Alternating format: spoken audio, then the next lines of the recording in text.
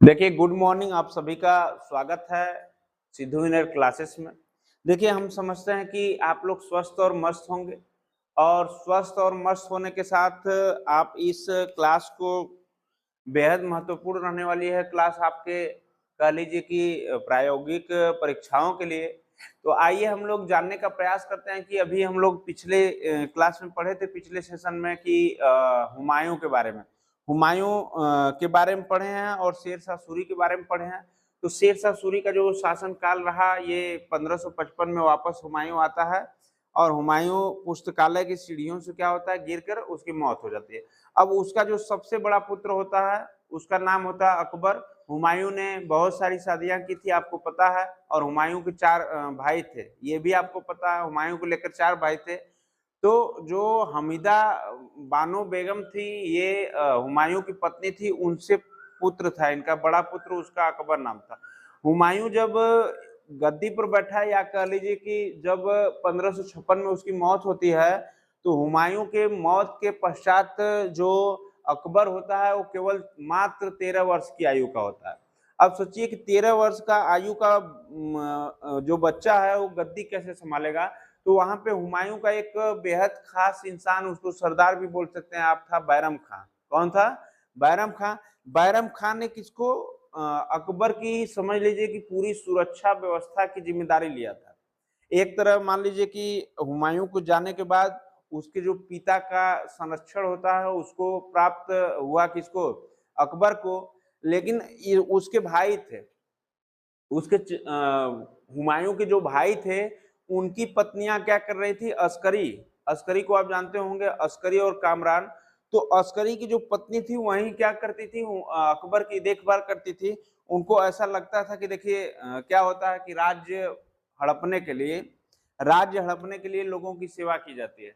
तो कोई अकबर से उसका विशेष लगाव नहीं था, बस इतना था कि हम कैसे इसको क्या करें, राजा बन जाए, अकबर की हम सेवा करेंगे। अकबर तो अभी कम उम्र का है, 13 ही साल का है। धीरे धीरे 2 4 5 साल 10 साल हमको भी सत्ता में आना पड़ेगा। अस्करी ने ये सोचकर उसकी सेवा की। तो आइए हम लोग अकबर के बारे में जानते हैं। तो अकबर के बारे में जानते हैं तो अकबर का सबसे पहले तो पूछेगा कि जन्म कब हुआ था। तो अकबर का ये कहते हैं कि ये मुगल साम्राज्य में तीसरा सबसे बड़ा शासन करने वाला या तीसरा शासक था अकबर। और इसने क्या किया कि हिंदुओं और मुस्लिमों में एक सामंजस्य स्थापित करके ये सत्ता को चलाया।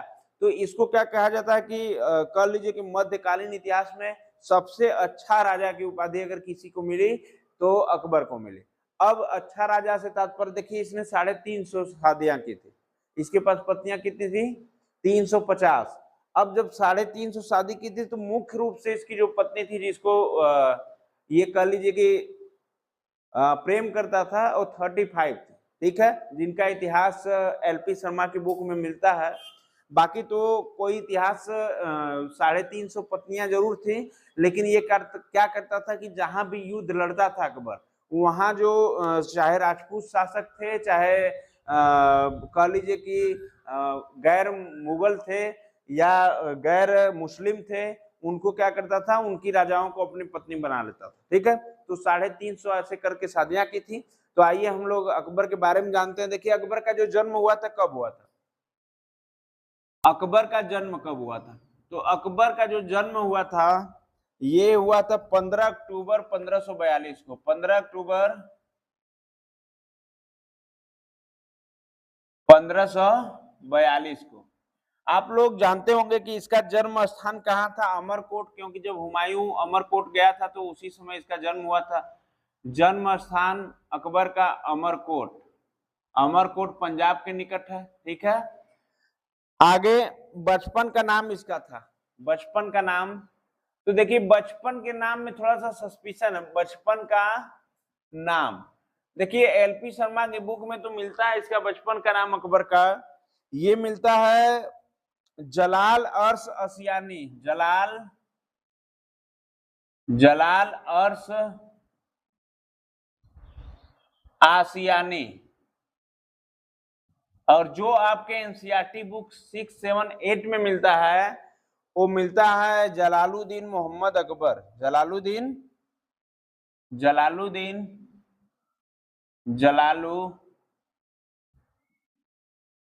दिन मोहम्मद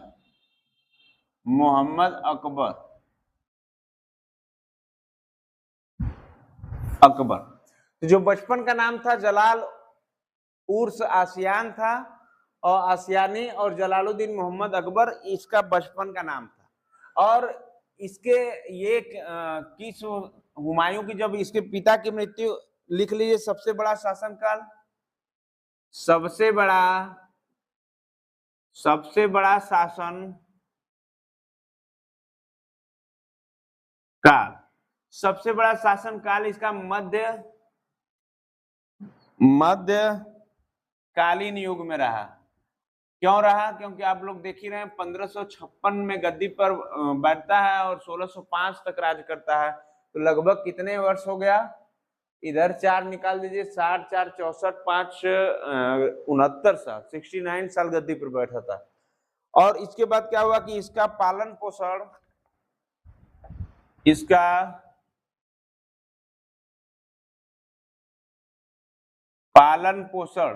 जो पालन पोषण था, ये सुल्ताना बेगम इसकी चाची थी।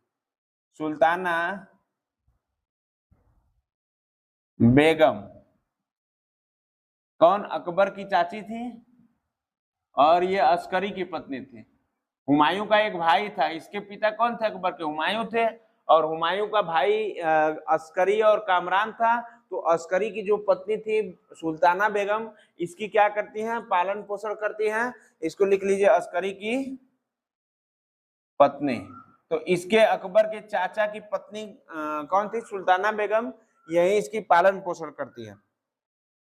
और इसकी जो धाय माँ, देखिए धाय माँ क्या होता है कि जो कहते हैं इस समय जैसे कि दाई रखी जाती है आपके लिए, पर्सनल देखभाल करने के लिए। राजा महाराजा है तो एक अलग से क्या होता है कि देखभाल करने के लिए लोग रखे जाते थे। तो धाई माँ जो थी, धाई माँ जो अकबर की देखरेख करती थी, उनका नाम था धाई माँ का अनगा।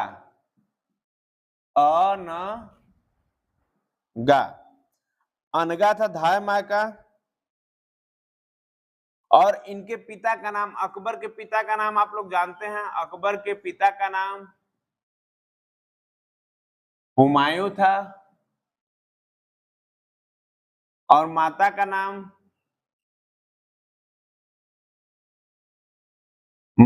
नाम, जो था अकबर के जो माता का नाम था हमीदा बानो बेगम। हमीदा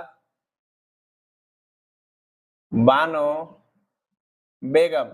हम इसलिए हमीदा बानो बेगम बता रहे हैं अकबर की माता का नाम, क्योंकि हुमायूं ने भी क्या किया था? कई शादियां की थी। तो जो हमीदा बानो बेगम थी, इससे इनका पुत्र जो हुआ था सबसे बड़ा, ये अकबर नाम है उसका। ठीक है। तो 13 वर्ष की आयु में पिता की मृत्यु हो जाती है। 13 वर्ष की आयु में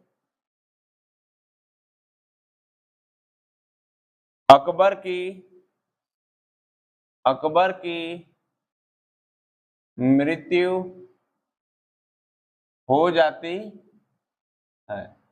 अब देखिए, जब हुमायूं टपक गया बेचारा, तो उस समय जो अकबर था 13 वर्ष का था। जब 13 वर्ष का था तो एक हुमायूं के विश्वास पात्र व्यक्ति थे, कह लीजिए कि दोस्त थे, सरदार थे। हुमायूं के विश्वास पात्र व्यक्ति, अब सोचिए इसके पिताजी के जो विश्वास पात्र व्यक्ति था उस समय, बैरम खान ने 13 वर्ष की आयु में अकबर का राज्याभिषेक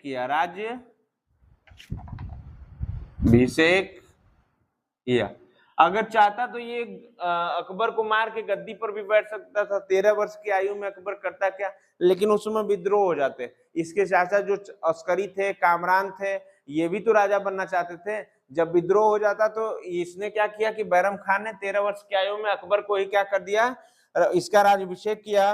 और अकबर अपने संरक्षण बैरम खां की देखरेख में राजकाज करने लगा। अब ये जो अकबर की सत्ता थी, अकबर बैरम खां की देखरेख में राज्य को क्या किया, राज्य को चलाने लगा, राज्य को चलाने लगा। उस समय देखिए क्या हुआ कि जो दिल्ली पर बैठा था व्यक्ति, उस समय हेमो था और हेमो विक्रमादित्य नाम था उसका। ठीक है, तो आप लोग भूलोगे नहीं कि दिल्ली पर जो इससे जब हुमायूं मरा तो उस समय हेमो ने क्या किया, विक्रमादित्य ने अपनी पावर ले ली थी। तो चलिए आप लोग थोड़ा सा नोट कर लीजिए। देखिए 1500 जब 51 की बात होती है, अकबर 9 वर्ष का था। 1551 में अकबर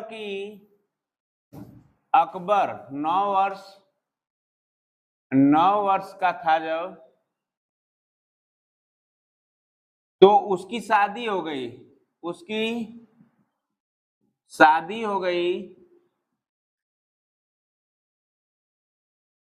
किससे शादी हुई थी? ये रुकैया बेगम रुकैया बेगम से शादी हो गई थी। और रुकैया बेगम थी कौन? रुकैया बेगम इसके चाचा की लड़की थी। इसके चाचा का नाम देखिए क्या क्या था। एक का नाम अकबर के जो हुमायूं का 4 भाई थे ना, पहले का नाम हुमायूं था, दूसरे का नाम अस्करी, तीसरे का नाम कामरान और चौथे का नाम हिंडाल था। तो ये हिंडाल की जो थी, हिंडाल की पुत्री थी, हिंडाल की पुत्री थी कौन? रुकैया बेगम। और रुकैया बेगम की शादी हो गई किससे? अकबर से। हिंडाल अच्छी तरह जानता था कि हम अगर अपनी पुत्री से शादी कर लेंगे तो राजा बन सकते हैं, ठीक है, रिश्तेदार हो जाएंगे ना, चाचा से क्या हो गए, रिश्तेदार हो गए। तो देखिए आप लोग ये भी कह सकते हो कि सर चाचा की लड़की से शादी मतलब अपनी बहन से ही शादी हो गई।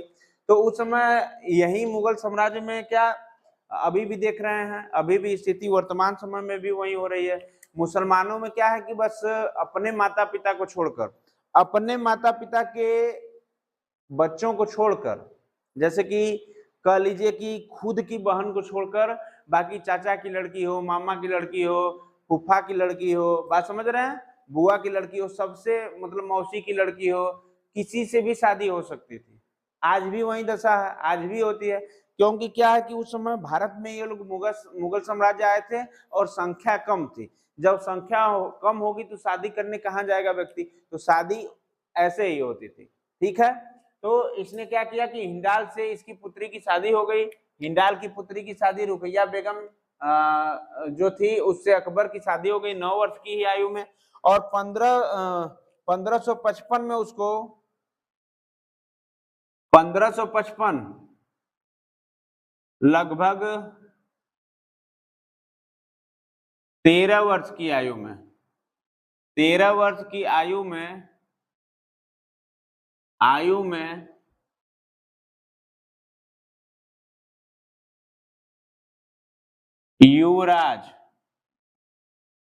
युवराज घोषित किया गया। और आपको पता है घोषित करने वाले व्यक्ति का जो नाम था वो बैरम खां था। क्या था? बैरम खां। और अब जब युवराज घोषित हो गया तो उस समय हेमो जो था विक्रमादित्य शासन कर रहा था। अब उसको लगा कि गद्दी पर 13 वर्ष का बालक हमारा करेगा क्या, उसको लगा। तो उसकी तो ये तो बस मानक रूप से अकबर बना था कि विद्रोह ना हो, बाकी सब जो देख रेख था उसके चाचा करते थे और बैरम खां करता था जो हुमायूं का खास व्यक्ति था। अब इसने क्या किया कि एक चीज और लिख लीजिए, थोड़ा सा छूट रहा था। अकबर के जो शिक्षक थे, अकबर को के शिक्षकों का नाम लिख लीजिए। अकबर को जो पढ़ा रहे थे व्यक्ति, अकबर के गुरुजी या शिक्षक लिख लीजिए।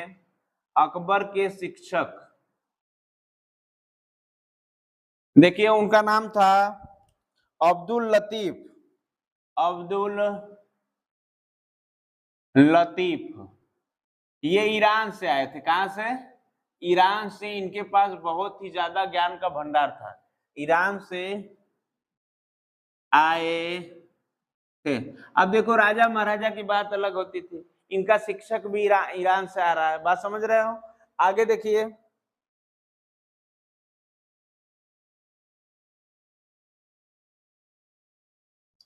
ईरान से आए थे। और एक नाम था शिक्षक का, जो घरेलू शिक्षक थे, उनका नाम था सिराजी। सिराजी, ठीक है। ये तो गुरुजी हो गए अकबर के। बाकी अकबर का राज्याभिषेक कहाँ पे हुआ था? तो अकबर का जो राज्याभिषेक था, अकबर का राज्याभिषेक जो था, अकबर का राज्याभिषेक ये पंजाब के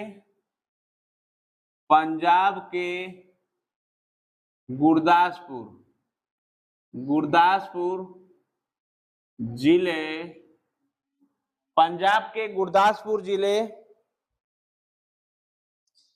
के कलनौर गांव में हुआ था। के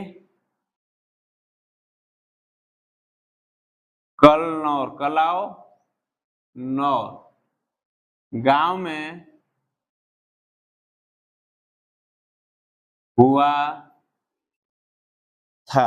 में हुआ था। और उसको जब उस समय हुआ था तो 1556 में ईंटों की क्या थी? 1555 में, अच्छा 1556 में सिंहासन ईंटों का बनाया गया था। ईंटों का बनाया गया था। ये क्वेश्चन पूछता है कि जब अकबर का राज्याभिषेक हुआ गुरदासपुर में, तो जो सिंहासन था किससे बनाया गया था? तो ईंटों से बनाया गया था, ठीक है। और उसके बाद देखिए, यह राज्याभिषेक बैरम खान ने, यह राज्याभिषेक बैरम खान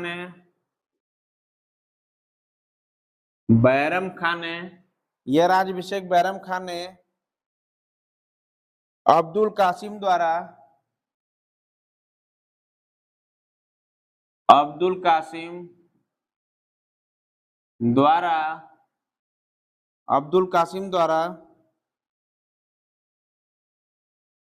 कराया गया। तो बैरम खां का उस समय क्या कद था?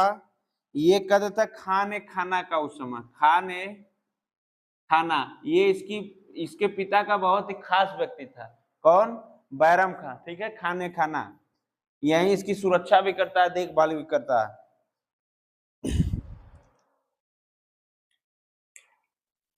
नोट कीजिए। अब देखिए, बात पता चलती है कि अकबर महान को क्या बना दिया जाता है? 13 वर्ष की उम्र में राजा बना दिया जाता है। अब देखो ये करेगा। एक व्यक्ति था अफगान शासक,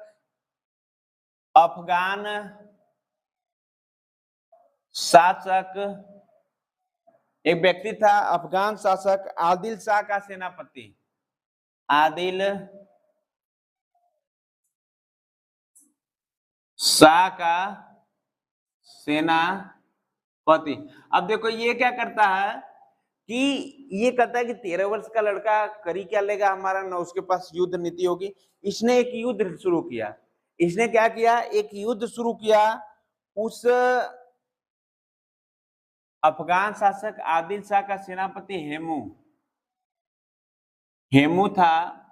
और इसने क्या किया? और इसने दिल्ली और आगरा पर नियंत्रण कर लिया। कर लिया। अब देखो ये लोग जानते हैं कहाँ हैं, ये लोग अपना राज्याभिषेक करा रहे हैं।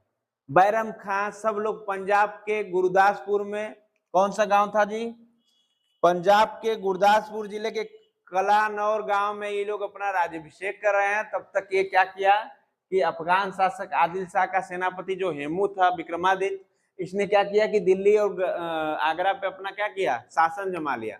जब ये दिल्ली और आगरा पे शासन जमाता है तो ये बात पता चलती है कि इसको, अकबर को, बैरम खां को। तो अकबर तो अभी इतना 13 वर्ष की उम्र में काबिल नहीं था कि इसने क्या करता। तो ये बात जब बैरम खां को पता चलती है तो बैरम खां ने क्या करता है कि एक युद्ध लड़ाई की, युद्ध का नाम था पानीपत का द्वितीय युद्ध। पानीपत का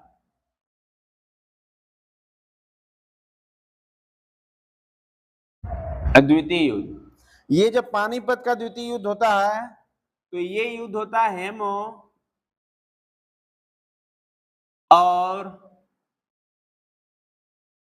अकबर के बीच।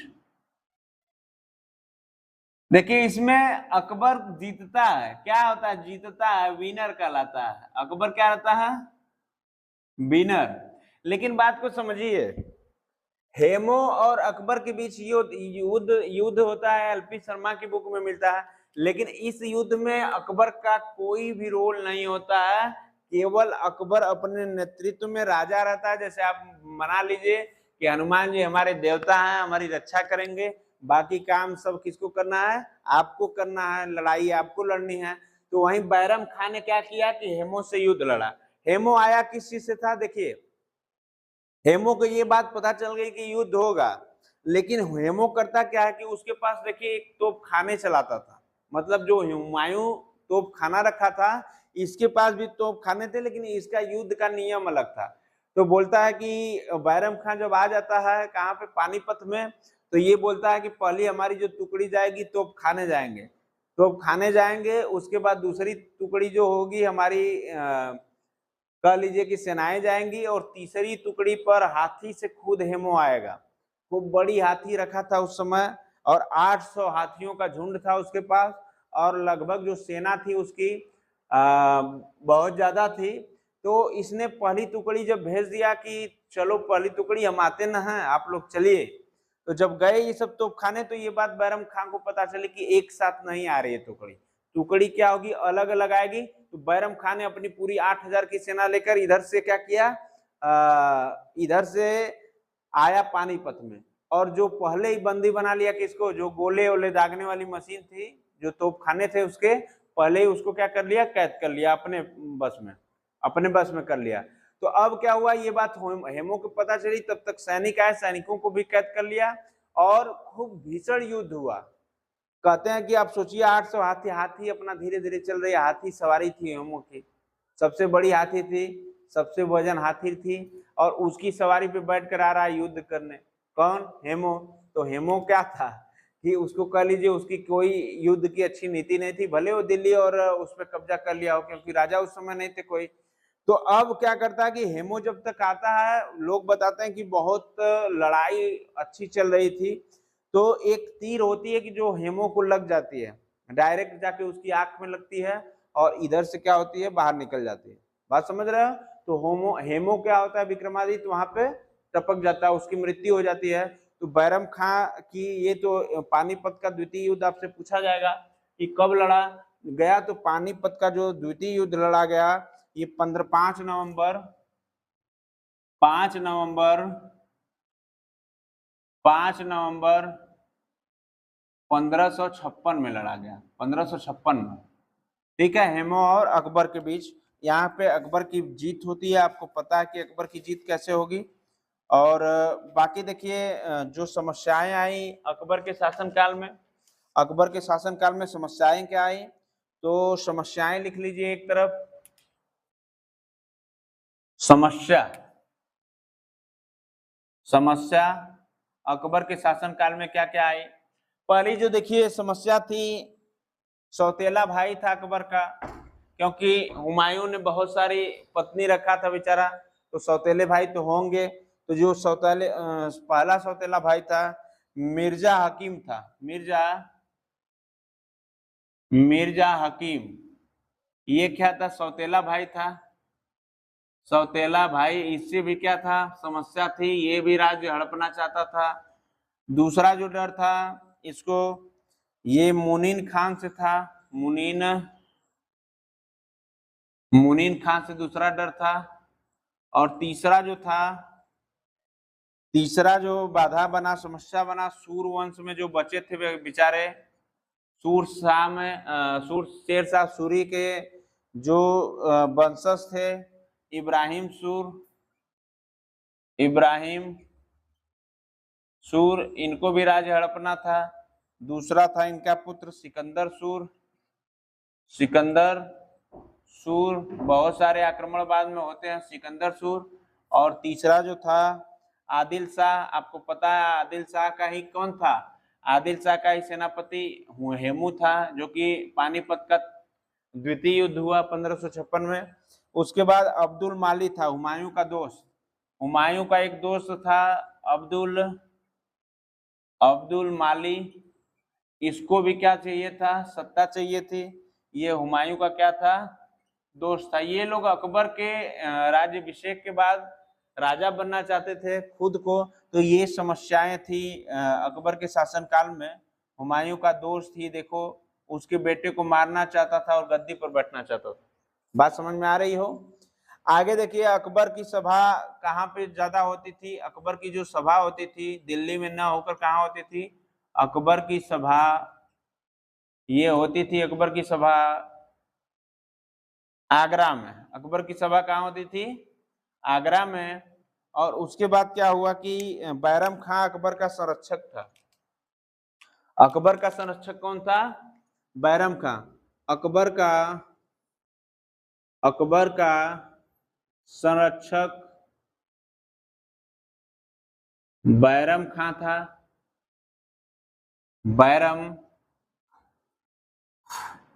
था। अकबर का जो संरक्षक था ये कौन था? बैरम खां था। और ये कब से कब तक रहा? ये 1556 से लेकर, जब गद्दी पर बैठा इसने, वहां से लेकर 1560 तक लगभग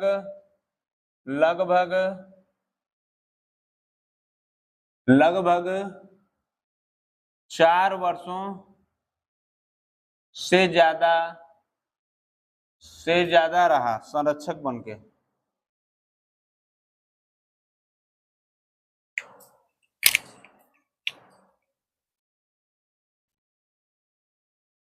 देखिए, अब जो अकबर का संरक्षक बैरम खां था, ये 4 वर्ष तक इसका संरक्षण किया। अब धीरे धीरे अकबर जो था एडल्ट होने जा रहा था, लगभग 18 वर्ष की उम्र होने जा रही थी उसकी। अब जब 18 वर्ष की उम्र होने जा रही थी, तो इसके जो चाचा के लड़के थे, ये सब इसको क्या करने लगे? बहकाने लगे कि आप ये जो आप शासन कर रहे हो, ये तो डायरेक्ट शासन आपको मूर्ख बनाकर बैरम खां कर रहा है। बैरम खां के करने से आप ऐसे जो भी डिसीजन ले रहे हो, बैरम खां ले रहा है, आप कहाँ ले रहे हो? आप तो नाम मात्र के राजा हो। तो एक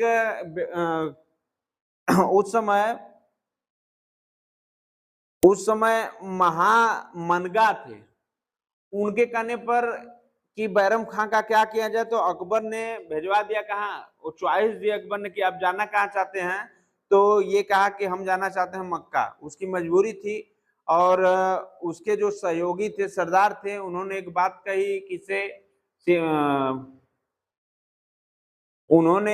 कही बैरम खां से कि बैरम खां, आपने तो अकबर को बहुत कुछ दिया, पानीपत के युद्ध में आप हेमो से बचाया अकबर को, लेकिन बदले में अकबर ने आपको क्या दिया? ये सब जो बातें करते हुए वहां पे एक युद्ध होता है, पहले इसको नोट कीजिए आप लोग।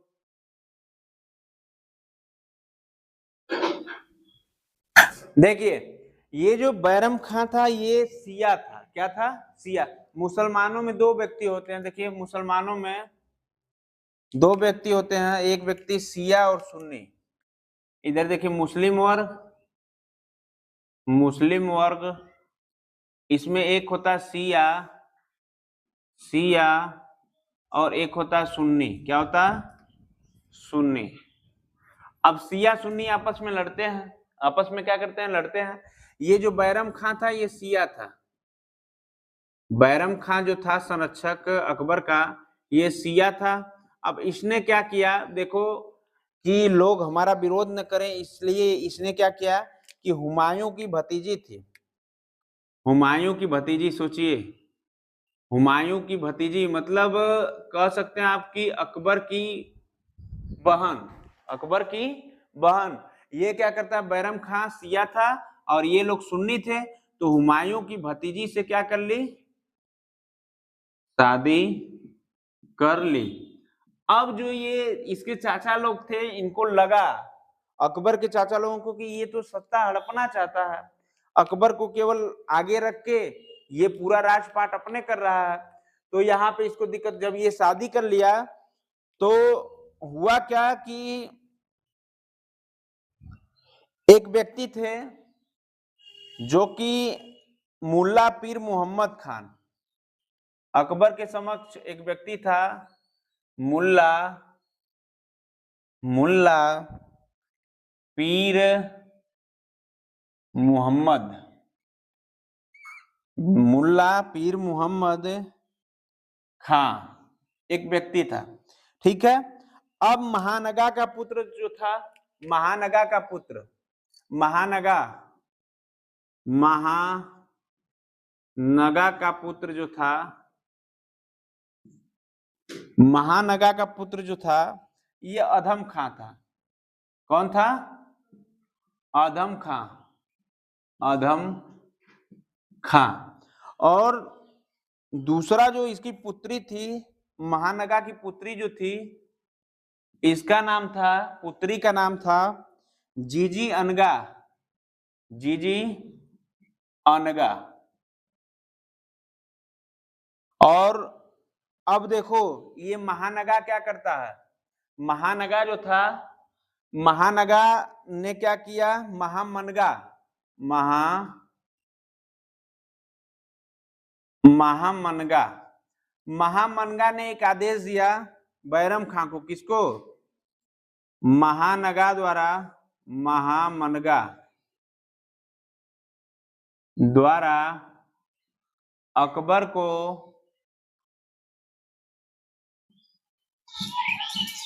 बताकर, अकबर को इसने बताया कि ये आपका राज्य हड़पना चाहता है।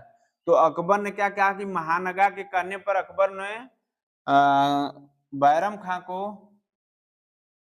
बैरम खां को मक्का जाने के लिए बोला, मक्का जाने के लिए बोला। और उसमें हुआ क्या, जब ये मक्का जा रहा था तो बैरम खां की हत्या मक्का जाते समय, जब ये गुजरात पहुंचा, बैरम खां मक्का जा रहे हैं, देखिए कहाँ जा रहे हैं, मक्का। अब बैरम खां से कुछ सरदार कह रहे हैं, इनके जो दोस्त थे, सरदार थे, कि आपने अकबर के लिए बहुत कुछ किया, आपने देखिए हुमायूं से अकबर को बचाया, और अकबर खान ने महामनगा को कहने पर क्या किया, आपको मक्का भेज दिया, आपको क्या किया, मक्का भेज दिया। तो ये जब बैरम खां गुजरात गया, बैरम खां मक्का जाते समय, मक्का जाते समय गुजरात पहुंचे, गुजरात पहुंचे, बैरम खां मक्का जाते समय कहां पहुंचा, गुजरात पहुंचा। और गुजरात पाटन में, गुजरात पहुंचे पाटन, गुजरात पाटन पहुंचे, और उनकी क्या कर दी गई, गुजरात पाटन पहुंचे, और वहीं पर, और वहीं पर मुबारक शाह द्वारा, मुबारक शाह द्वारा बैरम खां की हत्या कर दी जाती है, बैरम खां की हत्या कर दी जाती है। अब आप कहोगे कि सर जी मुबारक शाह बिचवा में कहां से आ गया, तो देखिए ये जो मुबारक शाह था जिसने हत्या किया है ये बैरम खां का, ये जब अकबर 13 वर्ष का था तो इसने पानीपत का जो युद्ध लड़ा था, द्वितीय युद्ध 1556 में, तो हेमो के बीच हुआ था। हेमो उस समय कौन था? विक्रमादित्य था। तो इसने किया क्या कि ये जो हेमो था, तो हेमो का पुत्र मुबारक शाह है, ये क्या करता है, किससे बदला लेता है? हेमो का पुत्र मुबारक शाह देखो बैरम खां से बदला ले लेता है। यहाँ पे जान जाता है ये कि गुजरात जा रहा, ये जा रहा है मक्का गुजरात होते हुए, तो गुजरात में अपनी सेना को इकट्ठा करके मुबारक शाह ने बैरम खां की हत्या कर दी। ये किसका पुत्र था? हेमो का। ये अकबरवा को बचाने के लिए कौन मरा था? अकबर को बचाने के लिए ही ये बैरम खान ने युद्ध लड़ा था हेमो से। हेमो का तो बैरम खान दुश्मन हो गया। अब ये जो हेमो का पुत्र था, हेमो तो विक्रमादित्य उसमें मारा गया।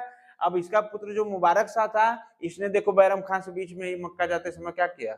इसको टपका दिया, बदला ले लिया। बदला क्या किया?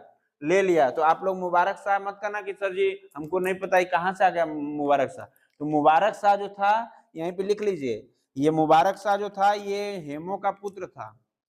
हेमो का पुत्र था जिसने पानीपत के द्वितीय युद्ध 1556 की, ये क्या करता, अपने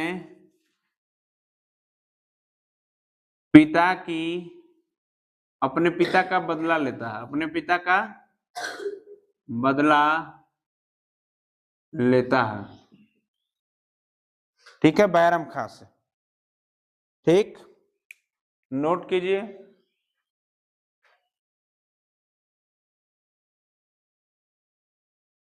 देखिए जब बैरम खां की हत्या हो गई तो अब इसके जो भी विरुद्ध था व्यक्ति, सब लोग बैरम खां से डरते थे, अकबर से कोई नहीं डरता था। अकबर 13 वर्ष की आयु में सत्ता पर बैठा है, अभी हुआ है कितना, 16-17 साल का। तो जो भी इसके चचेरे भाई थे, इसके चाचा थे, जो भी बैरम खां के शत्रु थे, इसके शत्रु बन गए अकबर के। अब क्या होता है कि इसकी जो चाचियां थी, ये स्वप्न देखी थी कि हमारा बेटा हो, क्या हो, बेटा हो, गद्दी पर बैठे।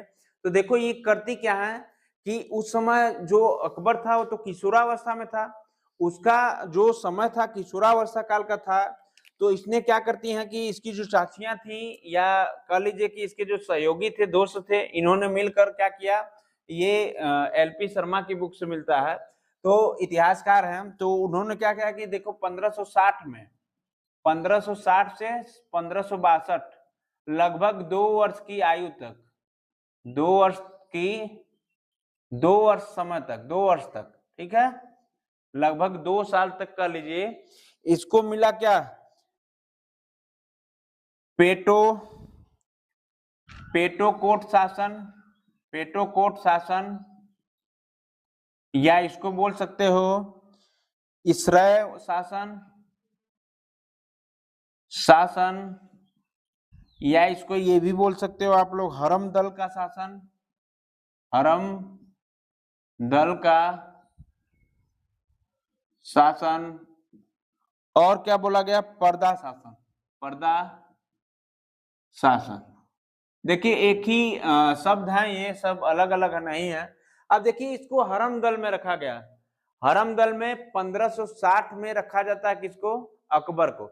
देखिए जब अकबर उस समय था हरम दल के अंतर्गत, तो हरम दल में होता क्या था कि जितनी भी सुंदर महिलाएं थी या लड़कियां कह लीजिए, ठीक है, इसके समकक्ष जो कि 15-16 साल की थी, 13 साल की थी, जिनकी शादी हुई थी या नहीं भी हुई थी, तो ये इसको हरम दल में रख लिया गया। मतलब कि इसको जो चाचियां इसके थे, इसके दोस्त सब जो विरुद्ध में थे, इसको एक फंसाने का काम किए कि इसका मोह भंग हो जाए राजपाट से, अब ये क्या करे कि हरम दल में रहे। तो ये क्या किया, अकबर जानते ही हैं कि आप किशोरावस्था में जब होते हैं तो चीजें अच्छी लगती हैं, तो अकबर 2 वर्ष तक कहाँ रहा, हरम दल के अंतर्गत रहा। सीधे कह लीजिए कि महिलाओं के बीच ही रहा, कहीं गया आया नहीं, न शासन से इसका कोई सत्ता से विशेष लगाव था। इसने हरम दल को चुना और रहा 2 साल तक। अब 2 साल के बाद हरम दल में एक ऐसी जो महिला थी या कह दीजिए लड़की थी, इसने कहा कि आप शायद ये भूल गए हैं कि आप राजा भी हैं, आप राजा भी हैं, तो इसको चेतना आई कि आप तो सही कर रही हो। तो इसको जब चेतना आई तो ये क्या करता है कि 1562 में हरम दल से मुक्त हो जाता है, हरम दल से मुक्त होता है। अब सोचिए कि इसको चेतना दिलाने वाली कौन थी, या आप उनको कह सकते हैं कि वैश्या भी कह सकते हैं। इसको चेतना दिलाने वाली लड़कियां थी कि आप राजा हैं, आप लड़कियों के बीच में या महिलाओं के बीच में रह रहे हैं, आप क्या हैं, राजा हैं। तो इसको चेतना आई, इसको क्या आई, चेतना आई, इसको चेतना आई। जब चेतना आई तो ये हर दल से क्या हुआ, हरम दल से बाहर आया। और इसने क्या करता है कि देखिए 1562 में जो उस समय चल रहा था बाल विवाह, 1562 में 1562 में बाल विवाह, 1562 में बाल विवाह, सती प्रथा, बंद कर दिया, बंद कर दिया। देखिए बाल विवाह क्या था, जो कि कम समय में, जैसे कि 8 साल की 9 साल की लड़कियां हैं या लड़के हैं, उनकी शादी कर दिया जाता था। तो ये बंद कर दिया कौन, अकबर ने। कहा कि अब किसी की जो 18 साल या 17 साल जो भी मानक रहा उस समय, कि शायद 17 साल था, 17 वर्ष तक अगर जिसकी आयु नहीं होती है उसको शादी नहीं करना है। बाल विवाह खत्म कर दिया। सती प्रथा, जो सती मतलब स्त्री होती थी जिसका पति टपक जाता था, शादी कर रहे हैं लोग 100 ठो, 50 ठो, अपने बूढ़े हो जा रहे हैं, शादी कर रहे हैं। अब जो स्त्री शादी कर ली है, पत्नी बन गई है, ये तो अपना टपक जाते थे। और जबरदस्ती क्या होता था कि पत्नियों को भी जला दिया जाता था। तो इसने क्या किया, ये देखो हरम दल जो था, यहीं पे इसको ये गुण मिला था, ये सीख मिली थी कि जो पत्नियों को जला दिया जा रहा है, ये सब इसको समझाई थी कि देखा अकबर ऐसा ऐसा बात है, बड़ी कष्ट होला जब पत्नी जलन त तू का करिया कि जब राजा बनिया, जब बाहर निकलिया इस सब चीज से, तो क्या करिया कि सती प्रथा के समाप्त कर दिया। तो ये वैश्याओं का काम था, जो लड़कियों महिलाओं का काम था, इसको बताई थी कि आप सती प्रथा को बैन करेंगे, तो ये बैन कर दिया। आगे देखो 1563 में तीर्थ यात्रा कर खत्म कर दिया, तीर्थ यात्रा कर खत्म कर दिया। अब देखिए जो तीर्थ यात्रा कर थे 1563 में, जो भी तीर्थ पे यात्रा पे खर्च होते थे या कर लीजिए टैक्स लिए जाते थे, उसको इसने क्या किया, खत्म कर दिया। आगे 1564 में क्या किया कि जजिया कर को खत्म कर दिया, जजिया कर को खत्म कर दिया। अब हुआ क्या कि जब ये जजिया कर को समाप्त करता है, तो हिंदुओं पर जजिया कर लगाया गया था, ये टैक्स केवल हिंदुओं पर, मुस्लिमों पर नहीं, ये बाबा लगाया था। तो जब ये जजिया कर खत्म कर लिया, तो वहां पे हिंदुओं को भी लगा कि ये हमारे लिए भी क्या है, ये ठीक राजा है अकबर। तो हिंदुओं को भी लगा कि हमारे लिए ठीक राजा है। तो देखिए यहाँ पे अकबर ने क्या करता है, कई हिंदू जो महिलाएं थी उनसे विवाह करता है, ये दिखाने के लिए कि जैसे जोधाबाई से बहुत सारी ऐसे औरतें थी, महिलाएं थी जो कि राजा की पुत्रियां थी, उनसे हिंदुओं से संबंध स्थापित करने के लिए उनको दिखाता है कि देखिए हम आपके विरोधी नहीं हैं, आपके ही समकक्ष हैं, आपके तो उसने कई जगह विवाह किया। लगभग इसके लोग बताते हैं कि अकबर की 350 शादियां थी, 350 शादी अकबर किया था हरम दल में रहने के बाद भी। ठीक है, हरम दल का मतलब होता है कि केवल उसके रूम में स्त्रियां रहती थी, लड़कियां रहती थी, सोच लीजिए। उसके बाद भी इसने क्या किया, 350 शादी की। ठीक, केवल शादी इसलिए भी करता था कि हम लोगों को ये दिखाना चाहते हैं कि हम आपके क्या हैं, सहयोगी हैं। तो हिंदुओं को भी लगा कि ठीक है, अब तो रिश्तेदार हो गए हैं हमारे। तो इसका इसलिए शासन बहुत लंबा हुआ और अच्छे से शासन कर पाया। तो आप इसको नोट कर लीजिए। आज के लिए इतना ही, फिर नेक्स्ट सेशन में देखा जाएगा। देखिए होता क्या है कि अकबर जब 1575 की बात होती है, तो 1575 में इबादत खाना बनवाता है अकबर ने, लिख लीजिए 1575 ईस्वी में इबादत खाना बनवाया।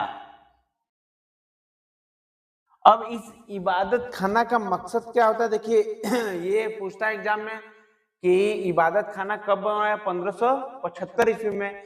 लेकिन एक क्वेश्चन और पूछता है कि ये कहाँ बनवाया। तो इबादत खाना जो अकबर ने बनवाया था, ये बनवाया था फतेहपुर सीकरी। पहले आगरा के अंदर फतेहपुर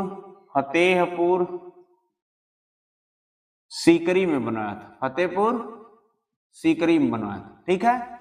उसके बाद इसका देखो बनवाने का सलाह कौन दिया था, इबादत खाना बनवाने का सलाह कौन दिया था, सलाह जिसको बोलते हैं ना मशविरा, सलाह किसने दिया था कि आप बनवाइए। देखिए सलाह देने वाले व्यक्ति का नाम मुल्ला अब्दुल्ला है, मुल्ला अब्दुल्ला। एक व्यक्ति और साथ में रहते हैं, अब्दुल नवी।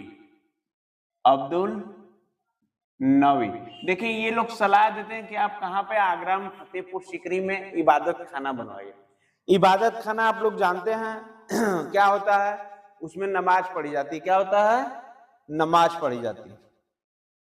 आगे अब देखो इसकी जो 1582 में ये इबादत खाना को बंद कर दिया जाता है। 1582 में इबादत खाना को बंद कर दिया जाता है, बंद कर दिया जाता है। इबादत क्या खाना 1582 में क्या हो जाता है, बंद किया जाता है। अब देखिए आप लोग कहेंगे कि सर जी इबादत खाना को अकबर ने क्यों बंद कर दिया, क्योंकि शुरू उसने किया था तो बंद क्यों किया। क्योंकि अकबर ने सभी धर्मों को क्या देता था, मान्यता देता था कि सभी धर्म हमारे हैं, और जिस धर्म के बारे में वो व्याख्या सुनता था, उसके इतिहास के बारे में, तो क्या बताता था कि हिंदू धर्म बहुत अच्छा है, अगर मुस्लिम धर्म के लोग आ गए तो मुस्लिम धर्म बहुत अच्छा है, ईसाई धर्म के लोग आ गए तो ईसाई, मतलब इससे क्या है, किसी धर्म से भेदभाव नहीं किया, ये सब धर्मों को मानना था। तो इसने 1582 में इबादत खाना को बंद करके एक नया धर्म चलाया था, एक नया धर्म जिसका नाम है दीन ए इलाही, जिसका नाम था दीन ए इलाही। ये धर्म 1582 में ही चालू किया था। ये खुद का धर्म था, अकबर का धर्म था, ठीक है। और ये स्थापित किया। लेकिन क्या हुआ कि कोई प्रभाव विशेष नहीं पड़ा लोगों पे, कोई लोग मानने वाला नहीं था इसके धर्म में। ये नहीं था कि मतलब कोई देवता है जिसकी पूजा करना है, आराधना करना है, इबादत करना है। कुरान में तो क्या होता है कि 5-5 बार नमाज पढ़नी है, इसके धर्म में ऐसा कुछ है नहीं था। दीन ए इलाही का मतलब होता है कि सभी को क्या करना, मान सम्मान देना। ईश्वर हमारा क्या है, एक तरह से कह लीजिए कि ईश्वर क्या है, सबके लिए एक समान है। तो देखिए 19 लोगों ने अपनाया था इस धर्म को। नए धर्म का जब शुरुआत किया था दीन ए इलाही का, तो 19 धर्म के लोग। मैंने अभी आपको अकबर के 9 रत्नों के बारे में भी नहीं पढ़ाया था। अकबर के 9 रत्न आगे मैं पढ़ाऊंगा। अभी अकबर की जो सेशन रहेगी हमारी 2 क्लास में खत्म होगा, कम से कम 2 सेशन में। देखिए 19 धर्म के लोग अपनाए थे। पहले तो इसको 18 जो थे इसमें इसके परिवार के लोग थे, 18 परिवार के लोग, और एक जो व्यक्ति अपनाया वो बीरबल था, जो कि 9 रत्नों में से एक था, और ये हिंदू शासक था, हिंदू था, ठीक है। इसके जो राजशाही कुटुंब में 9 रत्नों में से एक रत्न बीरबल था, जो कि हिंदू था। इसने भी क्या किया था, दीन ए इलाही धर्म अपना लिया था। इसके बारे में कुछ इतिहासकार लिखते हैं कि बीरबल कहता था कि हम तो नौकरी कर रहे हैं ना, हम नौकरी किसके कर रहे हैं, अकबर की कर रहे हैं। अकबर कहेगा कि जाइए बाहर खड़े रहिए, हम बाहर खड़े रहेंगे। वो बोलेगा अकबर कि हमको गुलाब जामुन पसंद है तो हम गुलाब जामुन खाएंगे, हम तो नौकरी किसकी कर रहे हैं, अकबर की कर रहे हैं, ठीक है, तो इसको क्या करिए आप थोड़ा सा नोट कर लीजिए, उसके बाद आगे बढ़ते हैं। देखिए ये चर्चा बृहस्पतिवार को धर्म पे करता था। कब धर्म पे चर्चा करता था? बृहस्पतिवार को चर्चा बृहस्पतिवार को करता था, बृहस्पतिवार को, ठीक है, अकबर करता था। और सबसे पहले इसने किया जैन धर्म पे, क्योंकि बहुत ही व्यापक इसका प्रसार था जैन धर्म का। तो उसने जैन धर्म के मुख्य कह लीजिए कि जो सदस्य होते हैं उनको बुलाया और इस धर्म के बारे में समझने का प्रयत्न किया। किस धर्म के? जैन धर्म के बारे में। तो जो जैन धर्म था, ये पहले तो देखो कौन कौन व्यक्ति था। शांति चंद्र, शांति चंद्र, विजय सेन सूरी, और एक व्यक्ति था भानुचंद्र,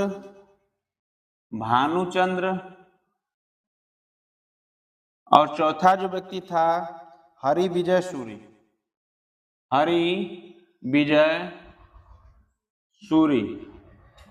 अब देखिए ये इतिहास समझता है, इस धर्म को समझता है कि ये धर्म कैसा है, ये इस धर्म को समझता है कि ये धर्म कैसा है, जैन धर्म। तो जैन धर्म को समझने के बाद ये करता क्या है कि ये व्यक्ति जो है चारों की बातें सुनता है। ये मुख्य रूप से इतिहासकार ही मान लीजिए। तो ये सुनाते हैं जैन धर्म के बारे में कि देखिए कितना अच्छा धर्म है, सभी लोगों का सम्मान करता है। जैन धर्म में लोग मांस नहीं खाते हैं, मदिरा नहीं पीते हैं। तो इसने क्या किया कि ये सम्मानित करता कि इससे अच्छा तो कोई धर्म नहीं है दुनिया में। किससे बोलता है? इन चारों से बोलता है कि इतना अच्छा आप लोग वर्णन किए हैं, व्याख्या किए हैं कि ये बहुत ज्यादा अस्थाई और ये आगे चल के इसी धर्म को मानने लायक है। तो इसने कहता है, देखिए ये सम्मानित करता है किसको?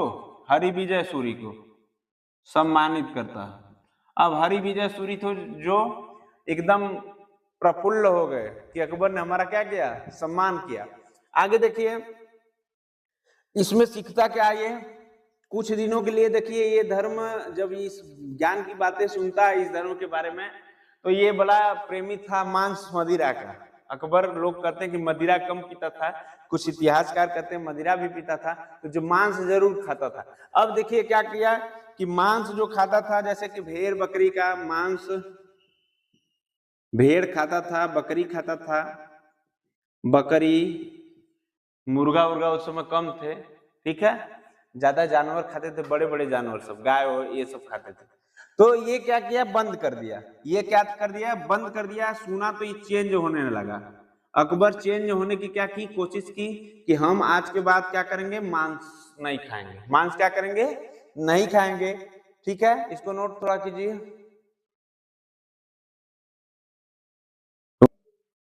देखिए अब इसने मीटिंग रखी, चर्चा रखी ईसाई धर्म की। ईसाई धर्म की क्या रखी? चर्चा रखी। और ईसाई धर्म में इसको बहुत कुछ सुझाव नहीं मिला। इसको कह लीजिए कि ईसाई धर्म में एक व्यक्ति था जो इसको बताया, उसका नाम था मोन सिरेट। अब बात हुई कि ईसाई धर्म को जब ये सुना तो उसमें ईसा मसीह थे। जब ईसा मसीह के बारे में सुना तो ये बड़ा क्या हुआ कि एक तरफ से इसके अंदर ये हुआ कि हम लग रहा था जब सुना रहा था मोनसिरेत कि इतना अच्छा सुनाया इसको इतिहास ईसाई धर्म का, इसको लगा कि अभी जाके क्या हो जाएगा? कन्वर्ट हो जाएगा ईसाई धर्म। तो ईसाई धर्म में एक दिन बाद इसको लगा कि सब बकवास बातें हैं। फिर ईसाई धर्म को क्या किया? दूर कहा। उसको भी मतलब ऐसा किया कि लोगों को प्रभावित ना हो कि हम इस धर्म के खिलाफ हैं, हम ईसाई धर्म को भी समझते हैं, मानते हैं। इसका ये ध्येय था। आगे देखिए किसको बुलाता है? चर्चा पे हिंदुओं को बुलाता है। हिंदुओं को बुलाता है चर्चा पे। सोच लीजिए, हिंदुओं को भी बुलाता है चर्चा पे। और हिंदुओं का जो कहानी सुनाने वाले व्यक्ति थे इसको, उनका नाम था पुरुषोत्तम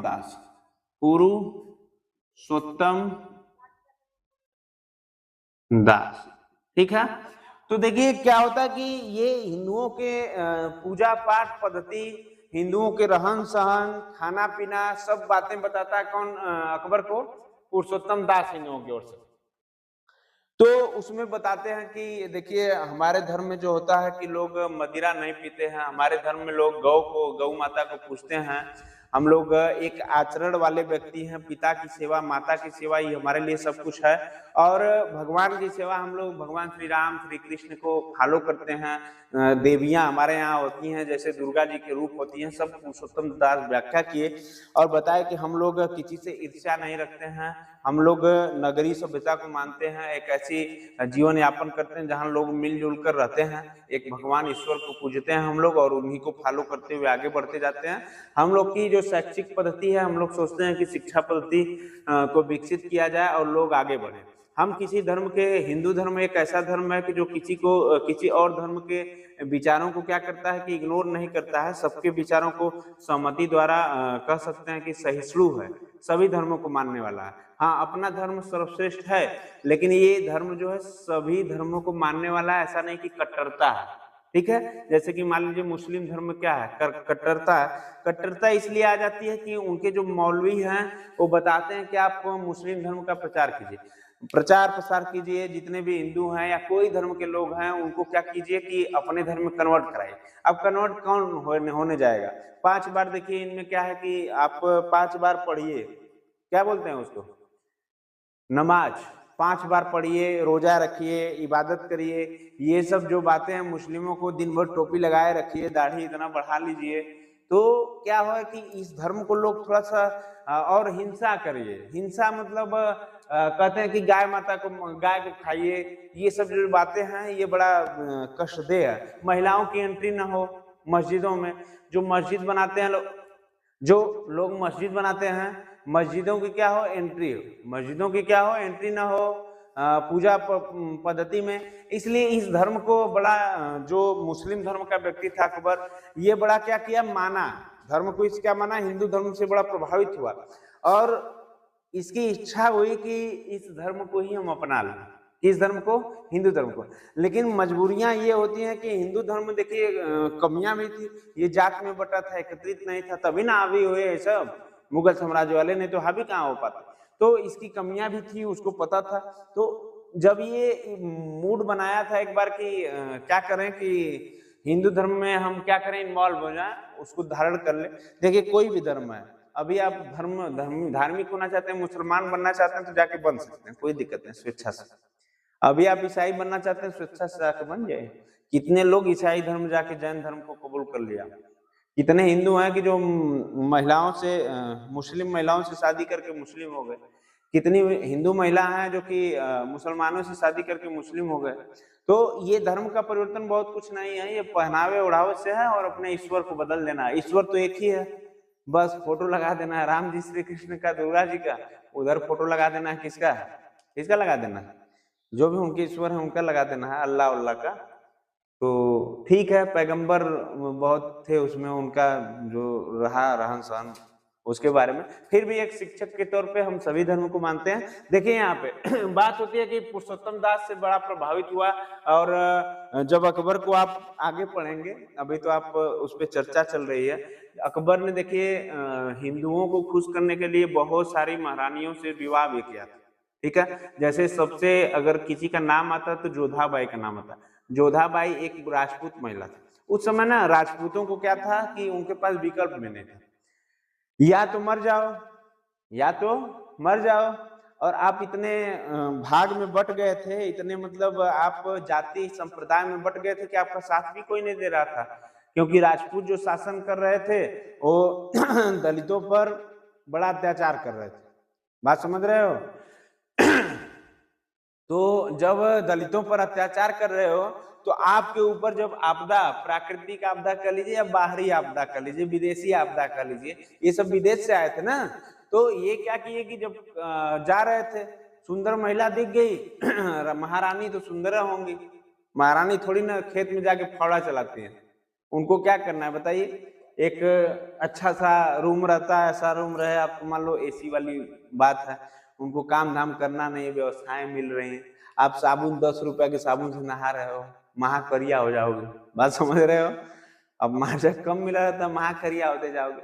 शैम्पू ऐसा है जो बाल आपका खराब कर दे। अब वहां पे तो तमाम दासियां हैं, आपकी सेवा कर रही हैं। यहाँ पे नाखून कटे हुए महज 2-3 साल हो जाते हैं लोगों के नाखून पर नहीं ध्यान, वहां तो तनिक भी निकल गया, महारानी दीजिए हम काट दें, ठीक है। बाल का कोई सेवक है, पैर का कोई सेवक है, हाथ का कोई सेवक है, मतलब रानी तो रानी होती है, तो उनकी सुंदरता बढ़ जाती है। अभी किसी ऐसे व्यक्ति को लाओ जो कि एकदम करिया हो, एकदम मतलब दिखने में सही नहीं हो, आप उसको लाओ, उसको सेवाएं दो राजा महाराजा वाले, देखो वो भी प्रफुल्लित हो जाएगा। ऐसे आप ही लोग देख लीजिए, गांव घर में बहुत सारे लोग होते हैं कि जो बड़ा भद्दा टाइप के दिखने में लगते हैं, क्योंकि सुंदरता का वर्णन हमारे समाज में यही होता है कि जो दिख रहा है बढ़िया वही सुंदर है, लेकिन ऐसी बात नहीं होती। सुंदर अब क्या होता है कि मन विचार और आपकी कितना मतलब संस्कार है आपके अंदर, वहां से सुंदर है। अब पता लगा कि बहुत सुंदर है, जाके मदिरा पी रहे हैं, किसी को गाली दे रहे हैं, बात समझ रहे हैं, तो सुंदरता नहीं है, वो सुंदरता किसी काम की नहीं है। सुंदर होने का मतलब है कि आप कितने अच्छे से सुचारू ढंग से आप अपनी बातें रखते हैं, लोगों से मिलते हैं, लोगों से रूबरू होते हैं, ठीक है। तो ये सुंदरता होती है, आपके अंदर कितना ज्ञान है, ज्ञान से प्रभावित लोगों को कर रहे हैं। आप बस दिन भर मेकअप किए जा रहे हो सुंदर दिखने के लिए, फिर पता लगा कि बारिश हो गई और पसीना बह गया तो सारे मेकअप खराब, आपकी जो बाहरी सुंदरता है वो तो दिख ही जाती है लोगों को। तो ये क्या हुआ कि जोधाबाई से बड़ा प्रभावित हुआ और शादी कर ली। इसने दिखाना चाहा, हिंदुओं को दिखाना चाहा कि देखो हम प्रेम प्रसंग चाहते हैं, हम लड़ाइयां नहीं चाहते। वो चाहता तो जबरदस्ती घसीटते हुए शादी करता, शादी भी नहीं करता, 2-4 दिन रख के छोड़ देता, ये भी तो कर सकता था। लेकिन उसने क्या किया, पावर में था, तो उसने राजा था, पावर में था, कोई समकक्ष नहीं था लड़ने वाला। उसने ये भी तो बहुत सारे राजा हुए, किसी स्त्री को जबरी अपहरण करते थे, 2-4 दिन बाद छोड़ देते थे, ठीक है। तो ये भी कर सकता था, लेकिन इसने क्या किया कि राजपूतों को या हिंदुओं को ये लगे कि हम आपके क्या हैं, प्रेम प्रसंग या आपको हम मानने वाले लोग हैं, हम आपसे नफरत नहीं करते। तो केवल जोधाबाई से ही नहीं शादी किया था, बहुत सारे हिंदू राजवंश में इसने क्या किया था, शादी किया था, कई ठो शादी किया था अकबर। तो सोचिए कि आप ये हिंदुओं को भी मानता था, ईसाइयों को भी मानता था, मुस्लिम को तो मुस्लिम था ही, मानना पड़ेगा, मुस्लिम था ही, मानना पड़ेगा, और भी जैन धर्म के लोगों को भी मानता था। कहा किसी को छोड़ा है, सबसे शादी किया है जा जाके, बस इसके लेवल में रहना चाहिए बात, इसको अच्छा लगना चाहिए, ठीक है। तो ये बात है। आगे देखिए, इसने पारसियों का मीटिंग किया था, किसका, पारसी का मीटिंग किया। और जब पारसियों का मीटिंग किया तो जो उसको सुनाने वाले व्यक्ति थे, दस्तूर मेहर जी थे। जी मत लिखिए, मैं सबको सम्मान देने पड़ेगा। दस्तूर मेहर थे, और देखिए इन्होंने क्या किया अकबर को।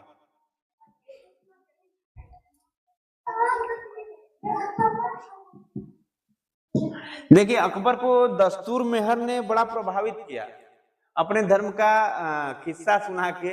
किस्सा जो होता है, इतिहास जो होता है, वो बड़प्पन का होता है, लोग अपने अपने आप को बड़ा दिखाते हैं, ठीक है। तो अकबर बड़ा प्रभावित हुआ, ठीक है। और पारसी जो ये था दस्तूर मेहर, इसने सिखाया कि हम लोग फिट रहने के लिए व्यायाम करते हैं। व्यायाम में क्या करते हैं, सूर्य नमस्कार करते हैं, सूर्य को नमस्कार करते हैं। हमारे व्यक्ति या कह लीजिए कि पारसी धर्म के जो मानने वाले लोग हैं, हम सूर्य को बहुत मानते हैं, पूजते हैं। तो सूर्य नमस्कार सोचिए इसने करवाया किससे, अकबर से। अकबर से जब सूर्य नमस्कार करवाया तो बड़ा फिट महसूस किया अपने आप को। क्या किया कि लगता है कि हमारे अंदर बल हो गया, ठीक है, बड़ा मतलब कहते हैं ना मन चंगा होता है वर्क करने से, फिटनेस सुधर जाती है। अब खूब मोटा आदमी है, खूब मोटा आदमी भैंस जैसा हुआ है, न चला जा रहा न खाया जा रहा, बस खा खा के मरने के लिए तैयार है।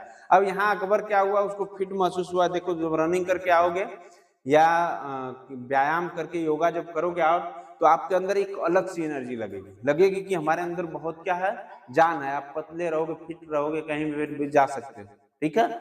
इस समय हम लोगों का भी थोड़ा सा बिगड़ा हुआ है स्वरूप, क्या है कि हम लोग भी छोड़ दिए हैं।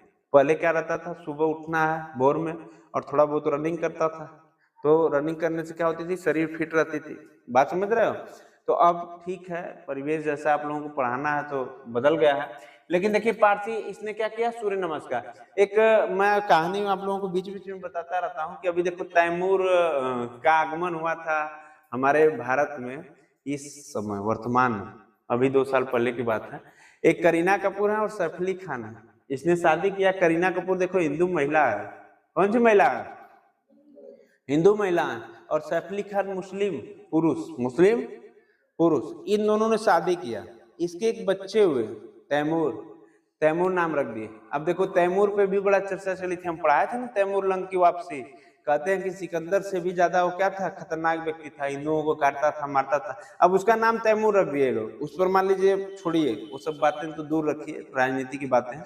तो तैमूर का नाम रखने से बड़ा विरोध हुआ। लेकिन हम लोग थे सूर्य नमस्कार पे। करीना कपूर एक हीरोइन है, हीरोइन आप तभी बन सकते हैं, हीरोइन या हीरो, भोजपुरी तो है नहीं कि खूब पेट बाहर निकला है हीरो हो गए, खूब पेट बाहर निकला है मोटी है हीरोइन हो गई। हम किसी महिला को अपमानित नहीं करें, बात समझिए। करीना कपूर एक अच्छी एक्ट्रेस मानी जाती है। आप अच्छा कब माने जाएंगे, जब आपका फिगर, कहते हैं फिगर, लोग कहते हैं कि बॉडी मतलब सुंदर हो, स्लिम हो। तो वहां क्या होता है कि अब जब प्रेगनेंसी की स्थिति होती है तो वहां लोग मोटे हो जाते हैं, बात समझिए, मोटे हो जाते हैं। तो जब तैमूर हुआ तो अब इनको बनना है हीरोइन, इनको क्या बनना है, हीरोइन। अपना वंश भी देकर चली गई, हीरोइन बनना है। तो हीरोइन जब बनेंगी कैसे, मोटापे में तो बन नहीं सकती हैं। तो इन्होंने सूर्य नमस्कार करना शुरू किया। सबसे अच्छा योगा है सूर्य नमस्कार। तो 12 स्टेप होते हैं इसमें। आपसे उम्मीद मैं करता हूं आप जिस लेवल में हो इस समय, आपसे 4-5 नहीं हो पाएगा। और जानते हो करीना कपूर 1000 स्टेप करते थे सुबह 3 बजे, 2 बजे उठकर 3 बजे। सोचो कि उनको, उनके पास पैसे की कोई नहीं कमी नहीं है, हजारों करोड़ों रुपए भरे पड़े हैं, 1-1000 करोड़ रुपए पड़े हैं उनके पास। लेकिन देखिए बात समझिए कि उसने हीरोइन बनने के लिए क्या करती है, 1000 बार डेली 12-10 से शुरू करती है और 1000 तक जाके अपना छोड़ती है। मतलब कि सोचो कि इतना मेहनत, इतना स्ट्रगल करती है कि 1000 बार करना सूर्य नमस्कार एक आम इंसान तो सोच नहीं सकता। लेकिन उतने पैसे वाली एक लड़की होकर इतना प्रयास करती है। और हमें लगता है कि 2-3 महीने में पहले जैसी कह सकते हो कि नहीं हो पाएगी, लेकिन फिर भी इतना मतलब अपने आप को फिटनेस में तैयार की है कि अब देखो डांस वांस कर रही है या सिनेमा कर रही है, कोई दिक्कत है नहीं। लेकिन उसके पीछे का कारण समझिए, बात समझिए कि कितना मेहनत किया उसने।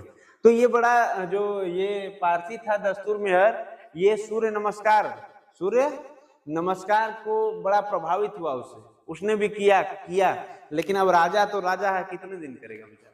आगे देखिए किसको बुलाता है, देखिए इसमें पाया ये राजनीतिक एकता, राजनीतिक एकता, और उसके बाद सांस्कृतिक एकता,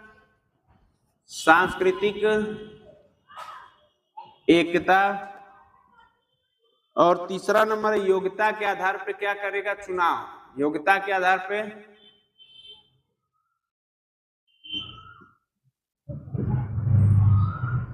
देखिए ये अकबर उसी को रखता था अपने यहाँ जो विद्वान होता था, जिसके अंदर योग्यता, और बाहरी लोगों को जो मंद बुद्धि था सीधे बोलता था हमारे राज्य में रहने लायक नहीं है, इसको फेंक दो उठाकर। बात समझो, अकबर कहता था। अकबर अनपढ़ व्यक्ति था, क्योंकि 13 वर्ष की आयु में वो क्या किया था, उसके पिताजी टपक गए थे। कौन पिताजी था, हुमायूं, टपक गया बेचारा। तो ये बेचारा क्या किया, पढ़ने लिखने का समय मिला नहीं इसको, तो लोगों से बचना था, किसी तरह शासन व्यवस्था करना था। तो बैरम खान ने इसकी सब व्यवस्थाएं करके अपने बैरम खान को भी भेज दिया ये हज पे। तो चलिए हम लोग आगे बढ़ते हैं। आगे देखिए चौथी बात क्या थी इसमें, ये देखो पहला कथन था, पहला कथन अकबर का, दूसरा कथन और ये तीसरा कथन था। चौथा कथन क्या था कि राजपूतों से विवाह और सम्मान, राजपूतों से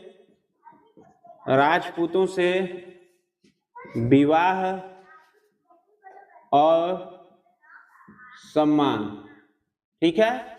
और पांचवा बात है कि क्या करता था, सभी भाषाओं की प्रगति चाहता था, सभी भाषाओं की प्रगति, की प्रगति। छठवां है सम्मान लगान व्यवस्था, सम्मान लगान व्यवस्था। और सातवां विधवा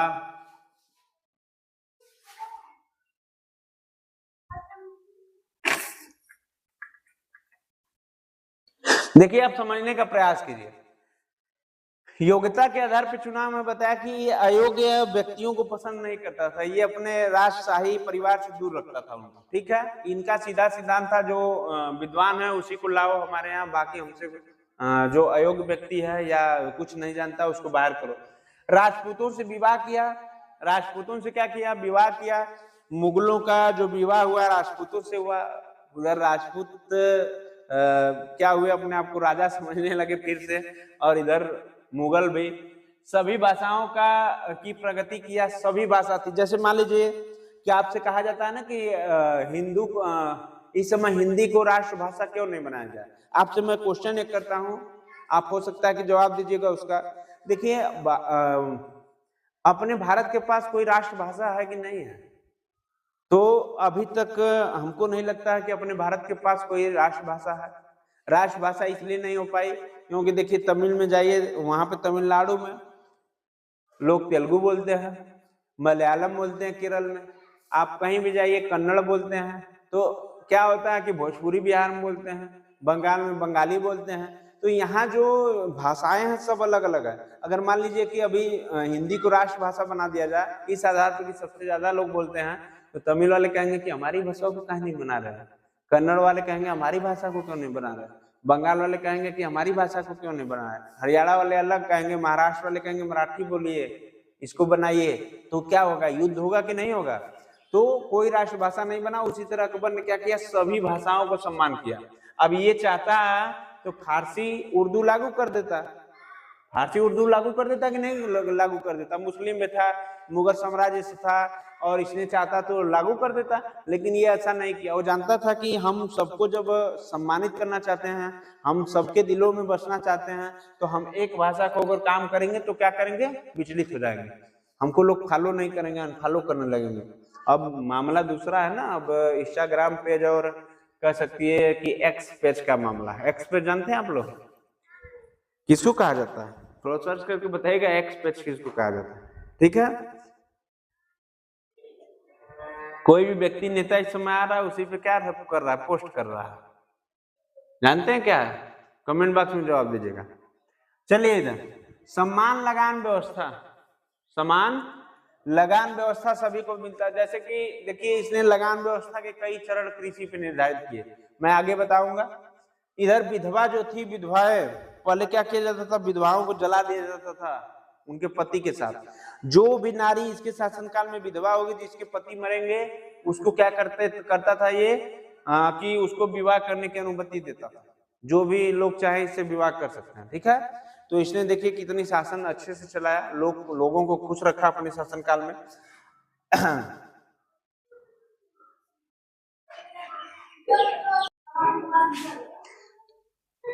देखिए अकबर ने 16 कुल की नीति बनाई। अकबर ने 16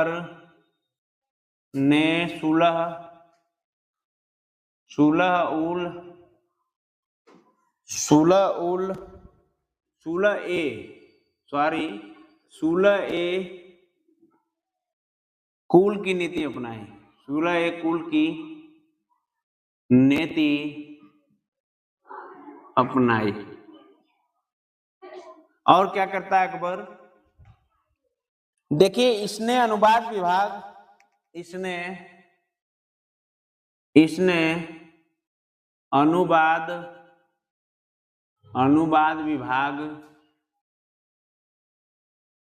अनुवाद विभाग, मकतब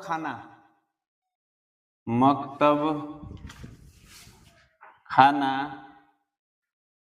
फतेहपुर सीकरी में बनवाया। मकतब खाना फतेहपुर सीकरी में बनवाया। सीकरी में बनवाया। फतेहपुर सीकरी में बनवाया। और देखिए महाभारत का फारसी अनुवाद, महाभारत का फारसी अनुवाद ध्यान से समझिएगा। देखिए अकबर ने सुलह कुल की नीति अपनाई, मतलब सुलह करने का प्रयास किया, किसी को ज्यादा सजा नहीं देता था। कुछ तो राजा थे डायरेक्ट सजाए मौत दे देते थे, लेकिन ये क्या करता था कि लोगों को सुलह करवाता था।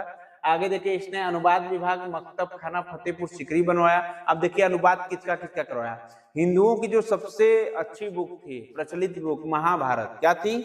महाभारत। महाभारत का फारसी में अनुवाद करवा दिया। महाभारत, महाभारत का फारसी में अनुवाद, इसको करने वाले व्यक्ति थे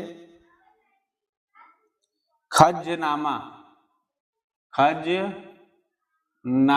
ये किए थे क्या कि फारसी में अनुवाद महाभारत का किए थे। अब महाभारत के बाद देखिए एक व्यक्ति थे कादिर बदायूं ने, कादिर बदायूं, ठीक है। आगे देखिए रामायण के जो फारसी में अनुवाद हुआ था, रामायण हम लोगों का जानते हैं ना, जिसमें राम जी के चरित्रों का वर्णन किया जाता है, जिसको हम लोग पढ़ते हैं। तो देखिए रामायण का फारसी में अनुवाद, रामायण का फारसी में अनुवाद, जो रामायण का फारसी में अनुवाद होता है, ये करने वाले व्यक्ति अब्दुल कादिर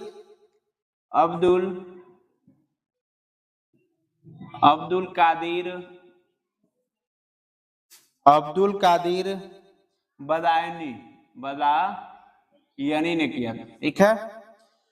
राज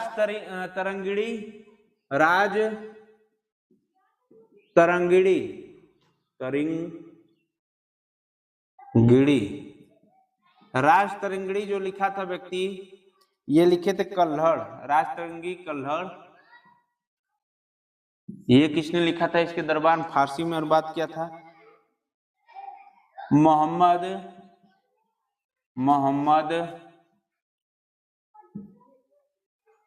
शाहबादी। उसके बाद एक व्यक्ति था, राजतरंगी तो कल्हड़ हो गया, अथर्ववेद का जो अनुवाद किया था, अथर्ववेद का ये अनुवाद जो किया था इब्राहिम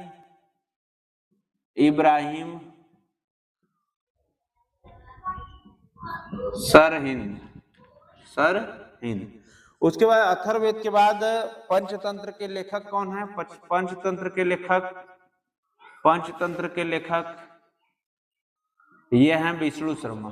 ये सब पुस्तकों का नाम जो है इंपॉर्टेंट है, ये आपके परीक्षा पेपर में पूछेगा, जो कि मैं लिखवा रहा हूं, तो आप मत समझिएगा कि ढेर सारी पुस्तक का नाम लिखवा रहे हैं। ये सब पूछता है कि पंचतंत्र के लेखक विष्णु शर्मा, अथर्ववेद इब्राहिम सरहिंद ने, राजतरंगी कल्हड़ ने, और इसका अनुवाद किया था मोहम्मद शाहबानी ने। रामायण की फारसी में अनुवाद जो किया था अब्दुल कादिर बदायूनी ने। महाभारत का फारसी में अनुवाद किया था कादिर बदायूनी ने, ठीक है। खजनामा में इसका हुआ था। आगे देखिए अनवर ए, इसको बोलते हैं अनवर ए सुहेली, ठीक है।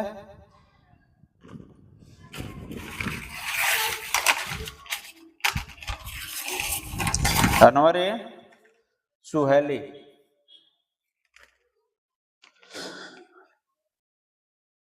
ठीक। देखिए अब चलते हैं हम लोग मुस्लिम धर्म की ओर। मुस्लिम धर्म में ये देखिए, मुस्लिम धर्म में पला बढ़ा जरूर था, मुगल साम्राज्य जो था मुस्लिम धर्म में ही था, लेकिन ये अकबर क्या किया कि देखिए इसको पसंद नहीं था। क्या नहीं पसंद था मुस्लिम धर्म में? इसको नमाज, जो भी मुस्लिम धर्म के सदस्य होते हैं उनको नमाज 5 बार दिन में पढ़नी होती है। पूरे 24 आवर्स में कितनी बार नमाज? 5 बार। देखो नमाज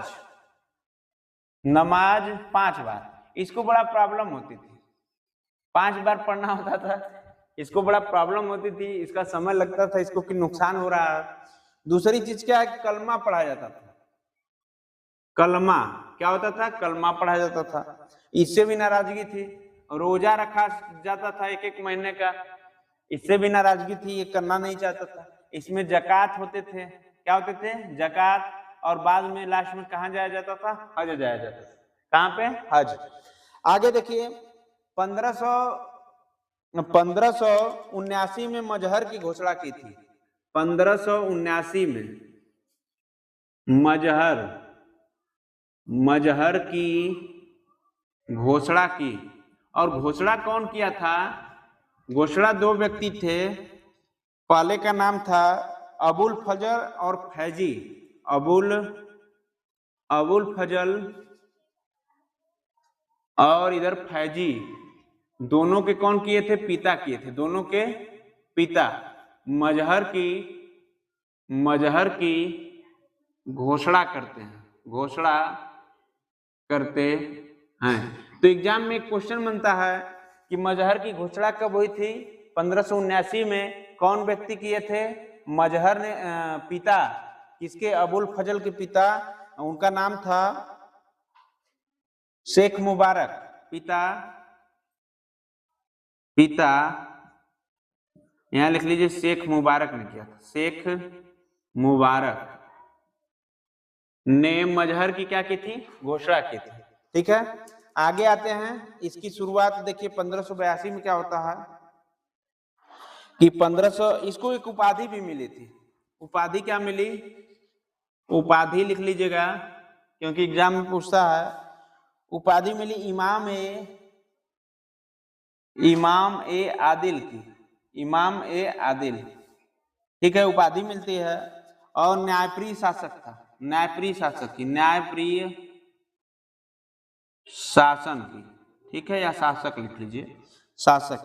ठीक है, और 1582 में क्या होता है, 1582 यदि ईस्वी लिख दीजिएगा, ईस्वी में 1582 ईस्वी में दहसाला प्रथा की शुरुआत की। दहसाला, अकबर ने क्या की, दहसाला प्रथा की शुरुआत की। ठीक है, दहसाला प्रथा की शुरुआत की। और ये इसको जो बताया था व्यक्ति, इसके 9 रत्न में शामिल था दहसाला प्रथा की, तो टोडरमल ने की, टोडरमल ने की। ठीक है, अगर कोई भी 9 रत्नों में से कुछ भी कार्य करता था तो इसका श्रेय अकबर को जाता था, क्योंकि अकबर अनपढ़ व्यक्ति था। इसने सभी विद्वानों को अपने जो कह लीजिए कार्यशैली में या अपने राज व्यवस्था में इनको शामिल किया था, टोडरमल को भी। ठीक है, 9 रत्नों में ये भी शामिल था। तो इसने दहसाला प्रथा की शुरुआत की थी, नोट कर लीजिए। चलिए देखिए बटाई प्रथा की शुरुआत कर दी। कौन सी प्रथा, बटाई प्रथा। और एक प्रथा शुरू की अकबर ने, नासक प्रथा की शुरुआत की थी। तो आपसे पूछेगा क्वेश्चन कि बटाई प्रथा और नासक प्रथा किस मुगल शासक ने शुरू किया था, तो अकबर ने। आगे देखिए टोडरमल ने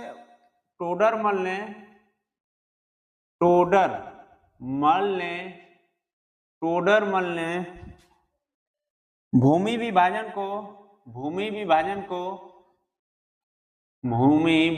को 4 भागों में बांटा, 4 भागों में बांटा। अब देखिए पूरे हम जब से अरब आक्रमण पढ़ा रहे हैं आप लोगों को, एक भूमि नापने के लिए एक व्यक्ति था गज ए सिकंदरी, उसी ने एक पैमाना निर्धारित किया था। और उसी पैमाने से अब तक क्या हो रहे थे कि खेत उत नप रहे थे। इसने 4 पैमाने लागू किए। और 4 पैमाने किस पर लागू किए, देखो।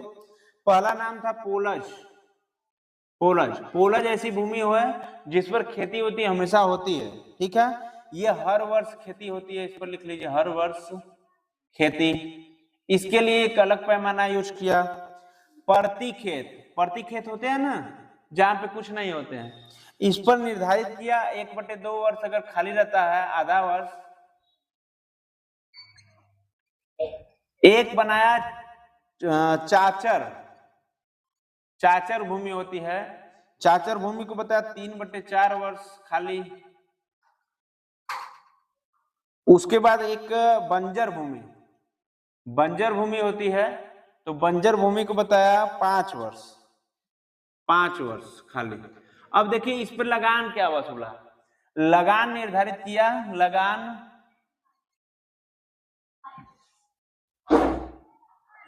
1/3 लेता था, 1/3 भाग ही लेता था। अब लेता किसका था, पोलच का, जिस पर हर वर्ष खेती होती है, इस पर 1/3 लेता था। इससे कुछ कम प्रतियों पे इन तीनों भूमि पे नहीं लेता था टैक्स।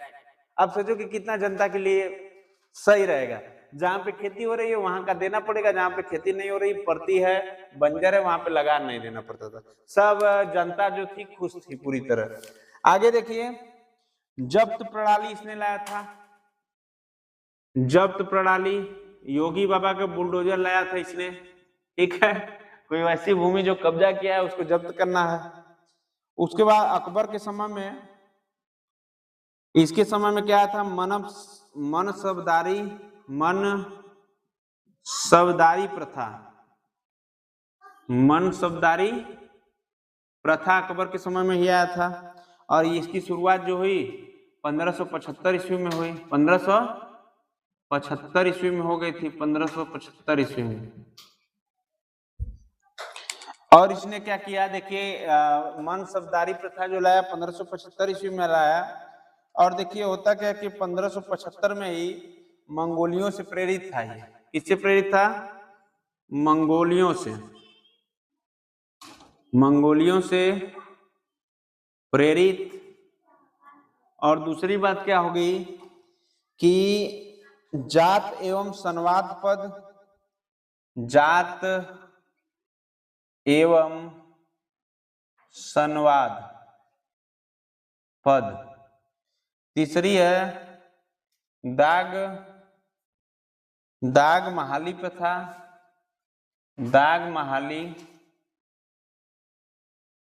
प्रथा। और क्या था, घोड़े हाथी चिन्ह जो होते थे, घोड़े हाथी, घोड़े हाथी चिन्ह। और उसके बाद 66 श्रेणी में विभाजित किया था इनको, 66 श्रेणी में विभाजित। जैसे जब अकबर चलता था तो उस समय 10 हाथी 10 घोड़े ये सब रहते थे, बाकी 9 रत्नों के लिए अलग व्यवस्थाएं थी। तो आज के लिए इस सेशन में देखिए, ये आप प्लेलिस्ट में जाओगे तो प्लेलिस्ट बनी है इतिहास 2026 की, उसमें मुगल साम्राज्य क्या होता है क्रमशः आपसे, क्रमशः अरब आक्रमण पूरे हैं। तो इसमें लोधी वंश है, बहुत सारे वंश, सैयद वंश है, सब बताते हुए हम आ रहे हैं आपके पास मुगल वंश पे। और मुगल वंश पे हमने हुमायूं को भी पढ़ लिया है, बाबर को भी पढ़ लिया है। इसके तुरंत बाद हम लोगों ने अकबर को पढ़ा। ये अकबर पार्ट 1 के नाम से, इतिहास 2026 के नाम से रहेगा। तो आप इस सेशन को क्या करिए कि नोट कर लीजिए, और हम आपसे उम्मीद करते हैं कि आपको अच्छी तरह समझ में आया होगा। आप स्वस्थ और मस्त हैं, लिखते रहिए, मजा लेते रहिए, पढ़ते रहिए, और सेशन को शेयर, सब्सक्राइब, लाइक, कमेंट जोरदार करते रहिए। और हम समझते हैं कि ये आपका जो भी इससे प्रश्न बनेगा ये आपका जीवन बदल देगा। अगर अकबर से संबंधित कोई भी आपको पहले पार्ट में, दूसरे पार्ट को देखने के बाद आपको कोई भी प्रश्न ऐसा ना हो कि किसी भी एग्जाम में, मैं दावा करता हूं कि यूपीएससी या यूपी ट्रिपल एससी या पीसीएस के पेपर में भी ये गेन करोगे आप लोग इस अकबर से, ठीक है। तो कहीं भी हम आपका क्वेश्चन नहीं छूटने देंगे। एक दिन मैं सीरीज लेकर आऊंगा मुगल साम्राज्य में जो बने क्वेश्चन को, ठीक है, तो उसकी सीरीज जो रहेगी अलग से रहेगी। तो इतना ही आपके लिए, बहुत बहुत आपका आभार, धन्यवाद।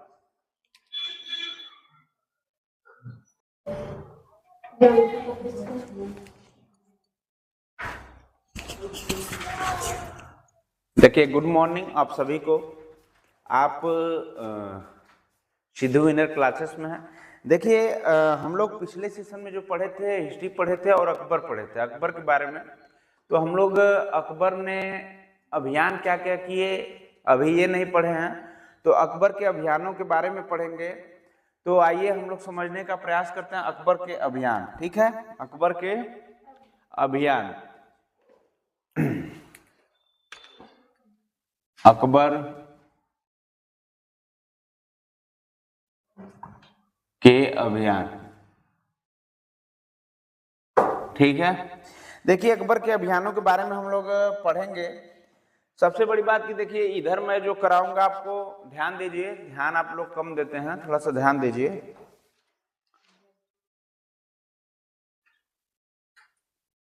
देखिए अकबर के अभियान ये बहुत ही इंपॉर्टेंट सेशन है क्योंकि आपके एग्जाम में आता है, अकबर आपके एग्जाम में आएगा, तो आप लोग थोड़ा सा मदद कीजिए हमारी, बने रहिए क्लास में, तब मजा आने वाला है। देखिए अकबर के अभियान था जो अकबर ने सबसे पहले अभियान किया 1561 में किया। 1561 में इस अभियान का नाम था मालवा को जीता। 1561 में मालवा को जीता, मालवा को जीता। देखिए यहां के जो शासक थे, एक तरफ यहां पे आप लोग लिखेंगे और इधर एक तरफ समझेंगे। देखिए जो शासक थे मालवा के, ये बाज बहादुर थे। शासक मालवा के उस समय कौन थे? बाज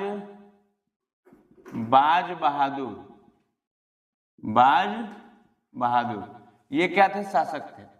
अब देखिए जब शासक बाज बहादुर थे तो आगे क्या होता है कि इनकी एक पत्नी थी। इनकी क्या थी? पत्नी थी। इनका नाम था रूपवती। क्या नाम था? रूपवती। देखिए यहाँ पे मालवा को शासक, मालवा में एक तरह से कर लीजिए कि इनको जीतने का मतलब ये था कि ये रूपमती को पाना चाहते थे। कौन?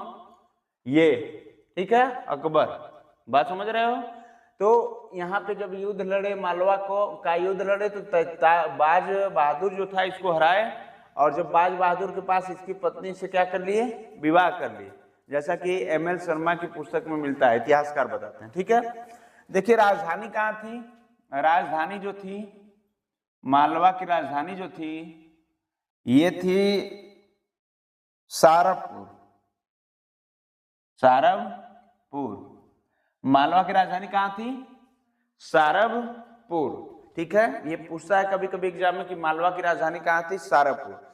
यहां से यही फर्स्ट कमांडर जो बने थे, फर्स्ट कमांडर अकबर की सेना में, ये थे, इनका नाम था अधम खां, यहीं से थे। और अधम खां का पुत्र था, अधम खां धाई माँ के पुत्र थे। धाई माँ के बारे में आप लोगों को पिछले सेशन में हम पढ़ाए थे। धाई माँ के पुत्र कौन थे?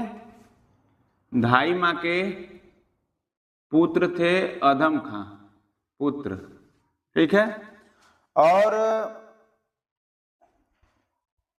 जो सेकेंड कमांडर थे यहाँ पे, सेकेंड कमांडर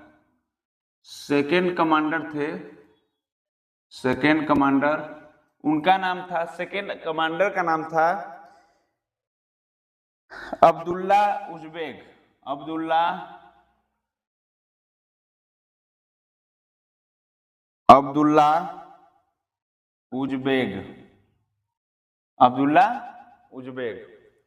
देखिए 1561 में क्या किए? चुनार दुर्ग को जीते। 1561 में चुनार दुर्ग को जीते। चुनार दुर्ग को जीते। 1561 में ही मालवा को जीता और 1561 में ही चुनार दुर्ग को भी जीत लिए। और 1562 में यहीं पे आसफ खां कौन था? सेनापति था। यहीं पे आसफ खां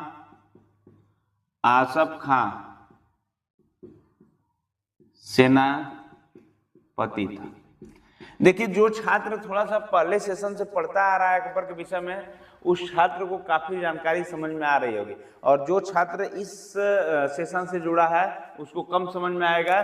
तो लगभग जाके दोनों सेशन को आप देखिए और उनसे सीखिए और पढ़िए। ठीक है, देखिए यहाँ पे उस समय क्या था? 1561 में चुनार दुर्ग पर जब आक्रमण करता है, देखिए एक भी आक्रमण में अकबर रहता नहीं है मौजूद।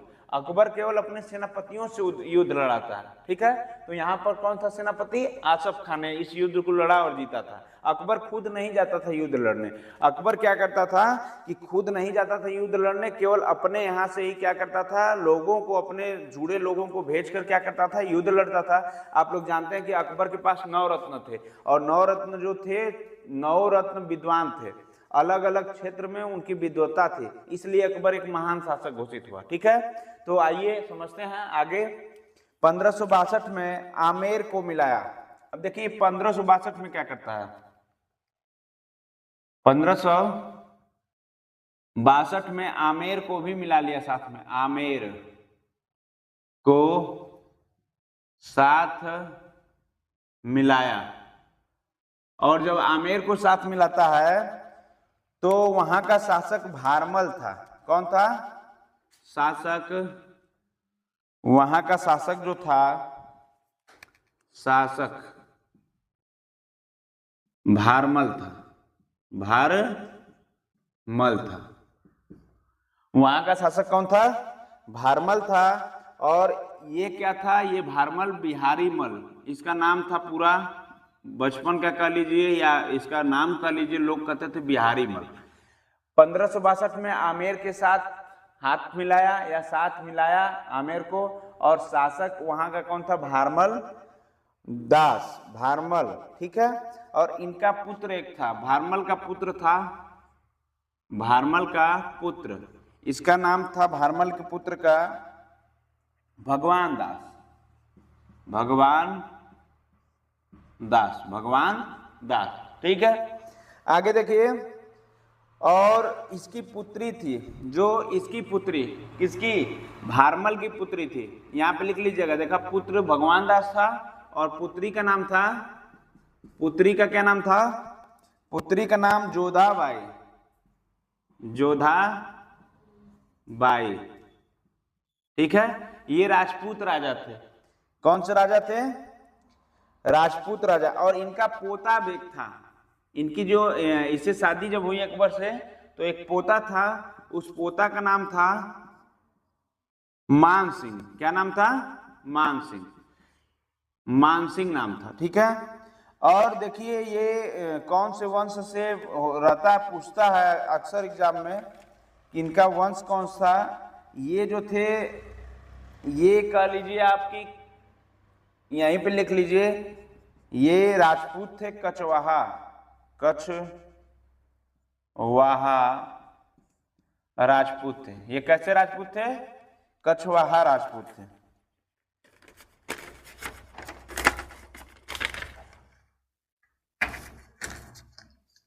कछवाहा राजपूत थे। कौन?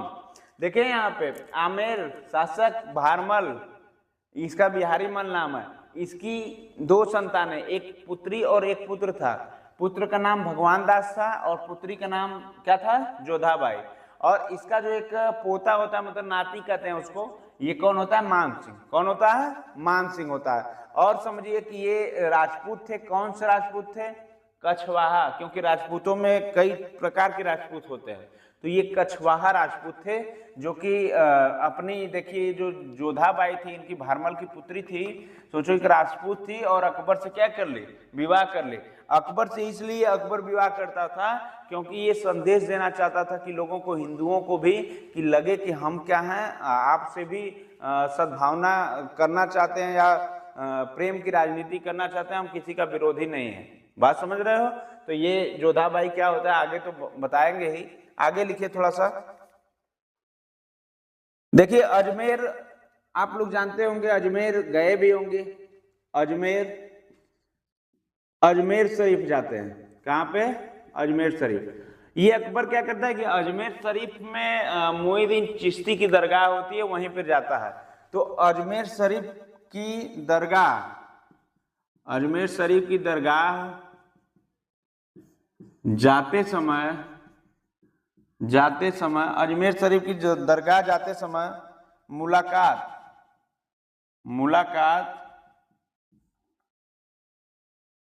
भारमल से होती है। किससे? भारमल से। और भारमल क्या करता है? 5000 का मनसब, 5000 का मनसब सोचिए उस समय कितना बड़ा रहा होगा। 5000 का मनसब कौन देता? भारमल। और उसके बाद 7000 का जो मनसब था, 7000 का मनसब ये कौन देता? मान सिंह को। मान सिंह को। बात समझ में आती होगी। अजमेर शरीफ की दरगाह जाते समय मुलाकात हुई। 5000 का मनसब भारमल और 7000 का मनसब मान सिंह। मान सिंह कौन था? पोता था। और जो भारमल कौन था? वहां का शासक था। आमेर को मिलाकर सोचिए कि 5000 मनसब देता है। मनसब का मतलब ये होता है कि उसमें हीरा जवाहरात, सोना चांदी, हाथी घोड़े सब कुछ रहते हैं। ठीक है, सोचिए कि 5000 और 7000 इनको देता है। क्यों देता है? क्योंकि उसको जोधाबाई से शादी करना था। किससे? जोधाबाई से। थोड़ा सा नोट कीजिए।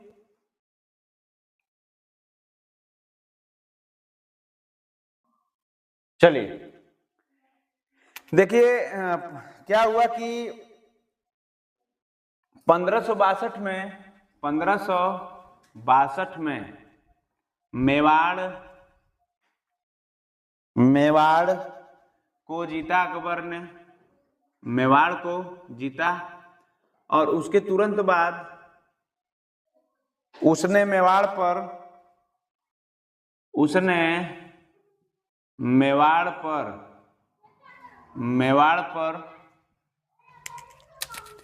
1567 में आक्रमण किया। 1567 में आक्रमण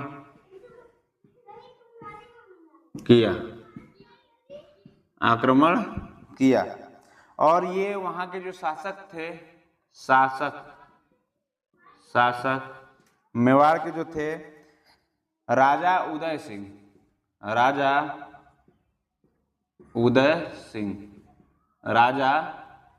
सिंह। और जो राजा उदय सिंह थे, ये जो शासक था चित्तौड़ पे, यहीं पे मेवाड़ है चित्तौड़। ठीक है, राजा उदय सिंह थे और इसकी पूरी जिम्मेदारी जो थी जयमल ने ली थी।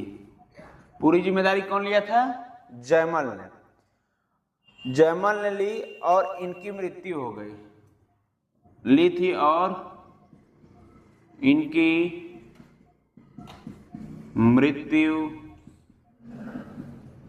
हो जाती है। अब देखिए इसके बाद जो जिम्मेदारी लेगा, जिम्मेदारी यहां पे लिख दीजिए। इसके बाद जो जिम्मेदारी लेगा व्यक्ति, जिम्मेदारी जयमल के बाद जिम्मेदारी लेता है, जयमल के बाद जो जिम्मेदारी लेता है उसका नाम है फतेह सिंह। क्या नाम है? फतेह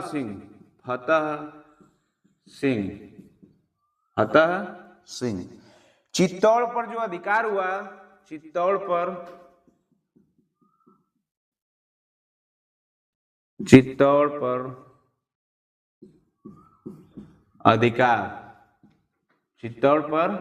अधिकार जो हुआ, ये हुआ 1568 ईस्वी में। 1568 ईस्वी में। ठीक है, चित्तौड़ पर अधिकार हुआ 1568 ईस्वी में। इस विजय के बाद अकबर ने फतहनामा जारी किया। इसी विजय के बाद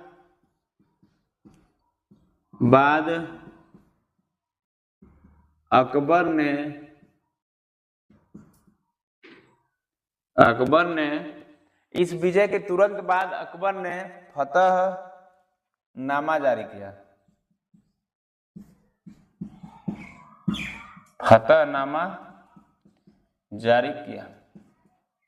देखिए राजा उदय सिंह को भी मार देते हैं सब, और यहाँ पे जयमल जिम्मेदारी लेता है, इसकी भी मृत्यु हो जाती है। जयमल के बाद जिम्मेदारी मिलती है फतेह सिंह, इनकी भी मृत्यु हो जाती है। उसके बाद चित्तौड़ पर अधिकार अपना 1568 में अकबर कर लेता है और इस विजय के बाद अकबर ने फतहनामा जारी कर दिया। तो ये देखिए एग्जाम में आपके बनता है, वेरी इंपॉर्टेंट। ठीक है, कि चित्तौड़ पर अधिकार अपना अकबर ने कब किया था? 1568 ईस्वी में। और इसी विजय के बाद अकबर ने फतहनामा जारी कर दिया। फतहनामा का मतलब होता है कि हम पूरे राष्ट्र में अपना शासन करेंगे। पूरे राष्ट्र का मतलब समझिए कि अगर जो देश था, मुगल साम्राज्य भारत में आया था, तो भारत के हर शहरों में उसने फतहनामा जारी कर दिया कि जिसके में हिम्मत हो हमसे आके लड़ ले, और हम क्या करेंगे, हर कह लीजिए प्रदेशों का, प्रांतों का हम क्या करेंगे, वहां पे अपना झंडा तिरंगा लहराएंगे। तो ये अकबर की सोच थी। अकबर कभी भी युद्ध में नहीं जाता था, वो अपने आदमी भेजता था। ठीक है, तो ये आप नोट कर लीजिए। फिर हम लोग पढ़ेंगे महाराणा प्रताप के बारे में। और अकबर का युद्ध जब महाराणा प्रताप से होता था, आप लोग महाराणा प्रताप को जानते ही हैं कि उनके पास कौन कौन से घोड़े थे। चेतक था, एक हाथी था जो कि बहुत ज्यादा तेज था। सब लोग हम लोग कुछ पढ़ेंगे, पहले नोट कर लीजिए। देखिए, अब हम लोग पढ़ते हैं महाराणा प्रताप के बारे में, समझते हैं इनके बारे में कुछ। महाराणा, क्योंकि महाराणा प्रताप ने बहुत सम्मान दिया है अपने भारतवासियों को। देखिए, महाराणा प्रताप का जो कह लीजिए कि देखिए जन्म हुआ 1540 में हुआ था, 1540 में, और इनकी मृत्यु जो हुई थी 1597 में हुई थी, 1597। आप कह लीजिए कि कितने साल जिए ये धरती पर कितने साल रहे? ये धरती पर केवल 57 ईयर रहे। जो वीर पुरुष होते हैं वो कम ही जीते हैं, लेकिन अपने जीवन का प्रमाण लोगों को दे देते हैं। ठीक है, तो देखिए महाराणा प्रताप हो गया 57 वर्ष।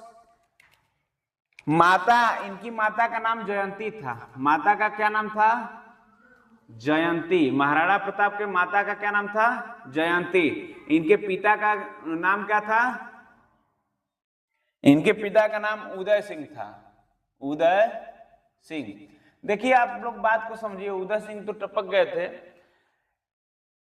इस माता का जीवन धन्य हो गया होगा ऐसे पुत्र को पाकर। बात समझ रहे हो? तो देखिए, जो जयंती, इनके पिता का क्या नाम था? उदय सिंह। और बचपन का नाम था कीका। बचपन का नाम कीका था। बचपन का नाम कीका। और वंश, अगर कोई वंश पूछे तो इनका वंश था सिसोदिया वंश। ये महाराणा प्रताप किस वंश के थे? सिसोदिया वंश। ये वंश भी अपने आप को क्या हो गया, गौरव फील कर रहा होगा, गौरव महसूस किया होगा कि हमने किसको, किस वंश में हमने जन्म लिया। उस जन्म का नाम महाराणा प्रताप ने क्या किया, वो रोशन कर दिया। आगे देखिए, इनका जन्म स्थान था, जन्म स्थान महाराणा प्रताप का जन्म स्थान था कुंभलगढ़। कुंभलगढ़। माता जयंती थी, पिता उदय सिंह, बचपन का नाम था कीका। देखिए, भविष्य में आप दूसरे का पुत्र का नाम रखेंगे कीका तो बहुत लोग गलत फील करेंगे, मतलब कि अजीब फील करेंगे। तो हो सकता है कि जब अपनी बारी आए कभी, तो आप अपने पुत्र का नाम क्या रखना चाहेंगे? कीका। बात समझ रहे हैं? कीका कोई ऐसे व्यक्ति का नाम नहीं था। कीका जो नाम था ये महाराणा प्रताप का नाम था। सोचिए, तो कीका जो था नाम रख सकते हैं, गौरव महसूस होगा आपको। ठीक है, नाम में बड़ा प्रभाव होता है। जिस व्यक्ति का जैसा नाम होता है वैसा काम होना चाहिए। अब कुछ लोगों का नाम के विपरीत ही काम होता है। बात समझ रहे हैं? बात समझ रहे हैं कि नहीं समझ रहे हैं? नाम के विपरीत कार्य होता है, लेकिन आपको क्या करना चाहिए कि आपके माता पिता नाम आपका रखें तो कुछ सोच समझ के रखें। अगर इस कीका का नाम कोई पिताजी रखेंगे तो बड़ा सोच समझ के रखेंगे। किसका नाम है? महाराणा प्रताप। ठीक है, लेकिन बेचारा आएगा, पता लगेगा कि वो भी नशे का शिकार हो गया, लोगों को गालियां देना शुरू, मारना शुरू। ठीक है, इस धरती पर आके, इस समय ये धरती है कि लोग पी रहे हैं, पी कर गाली दे रहे हैं, वहीं उनके लिए क्या हो जा रहा है, सब कुछ हो जा रहा है। बात समझ रहे हो? तो कम से कम इनको फॉलो कीजिए आप लोग। इनका जन्म स्थान कहाँ था? कुंभलगढ़। कहाँ था? कुंभलगढ़। आगे देखिए, इनके पास एक घोड़ा था। देखिए ऐसा घोड़ा लगभग हो सकता है कि आज न मिले इस समय, इस दौर में। इनका एक घोड़ा था, घोड़े का नाम चेतक था। इसके बारे में व्याख्या ये होती है चेतक के बारे में, कुछ इतिहासकार कहते हैं कि जब तक सोचते थे पुतली घुमाने के लिए महाराणा प्रताप, तब तक इनका घोड़ा घूम जाता था। चाहे लेफ्ट चाहे राइट, चाहे जंप करना हो या किसको मारना है, ये पहले से समझ जाता था। जैसे कि एक होता है ना कि कनेक्टिविटी होती है लोगों में। तो जैसे कि मान लो मैं यीशु को देखा और मैं समझ गया कि ये क्या चाहती है बेचारी, ठीक है। कनेक्टिविटी का मतलब आप हमारे छात्र हो, हम आपको डेली शिक्षा दे रहे हैं, हम महसूस करते हैं कि आप पढ़ रहे हो कि नहीं पढ़ रहे हो, बात समझ रहे हो। तो यहाँ पे देखिए उसी तरह क्या होता था, ये चेतक समझता था महाराणा प्रताप कि क्या चाहते हैं।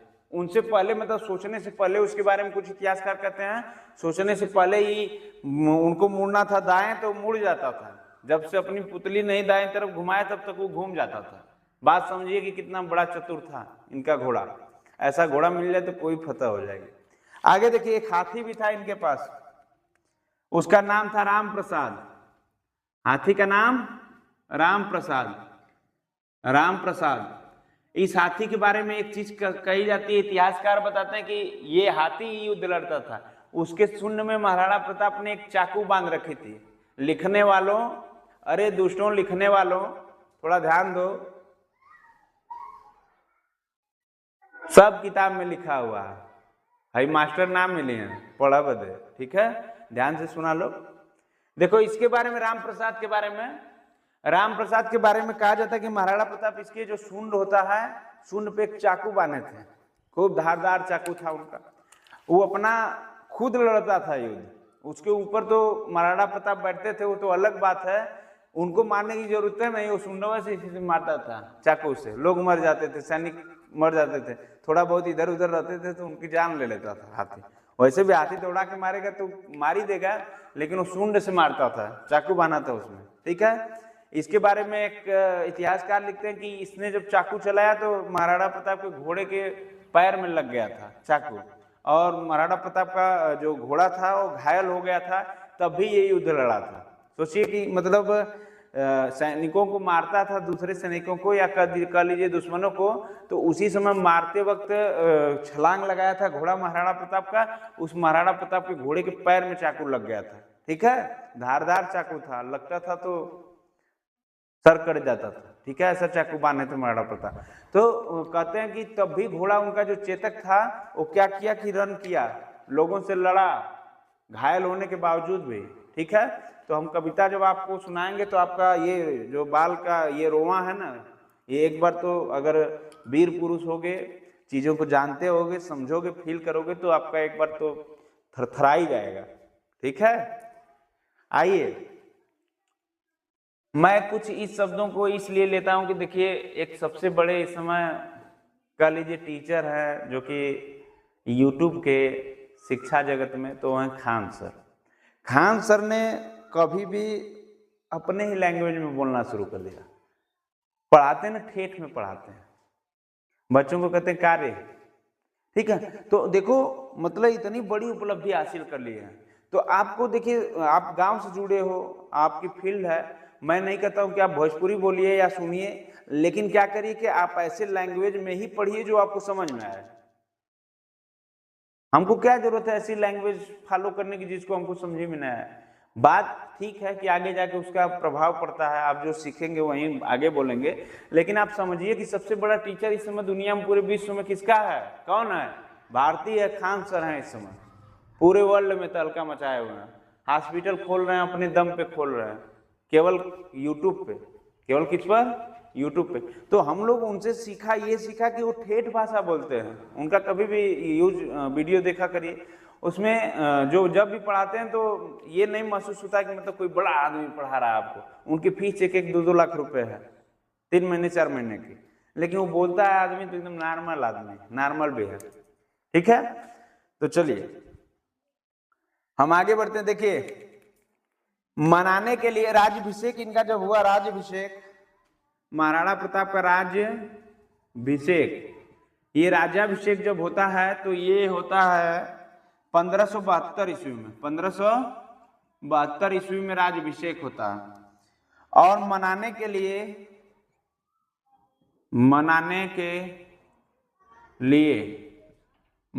लिए क्या है कि जलाल खां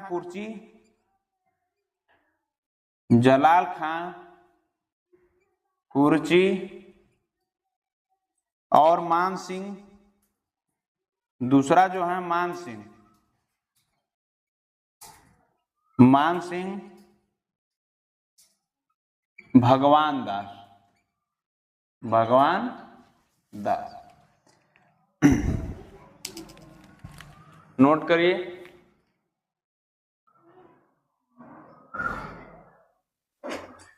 18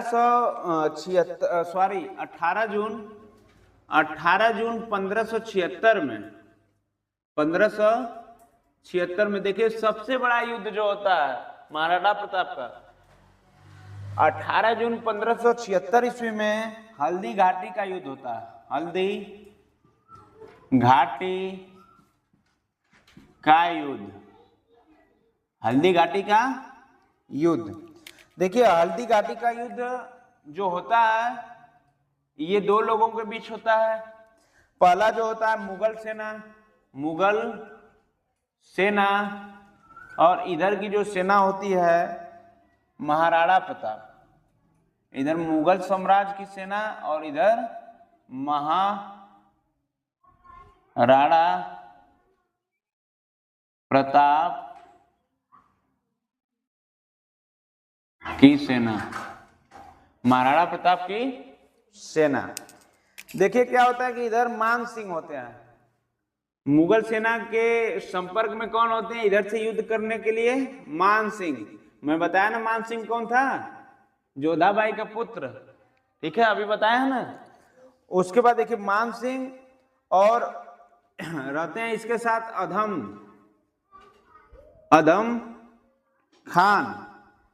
अधम खान और एक व्यक्ति रहता है उसका नाम है जगन्नाथ और माधो सिंह। जगन्नाथ